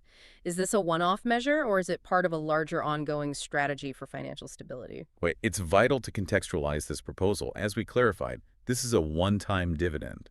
It's explicitly tied to a temporary, non-traditional funding source, those tariff revenues, and it's structured to be distributed immediately, which makes it very distinct from any kind of permanent structural reforms. So we need to clarify again that this $2,000 payment is separate from and does not replace the annual cost of living adjustment, or QLA. Absolutely. KLA is statutory. It's an automatic annual adjustment based on inflation data, the CPIW, and it's designed to make sure benefits retain their purchasing power year after year. This dividend is a targeted fiscal injection. It's designed to provide temporary relief in addition to the annual CLAA. It is relief, not reform. Let's return to the unique economic reasoning that was cited in the source material. Why target this group specifically, and why use tariff revenue? This is where the political framing really comes into play.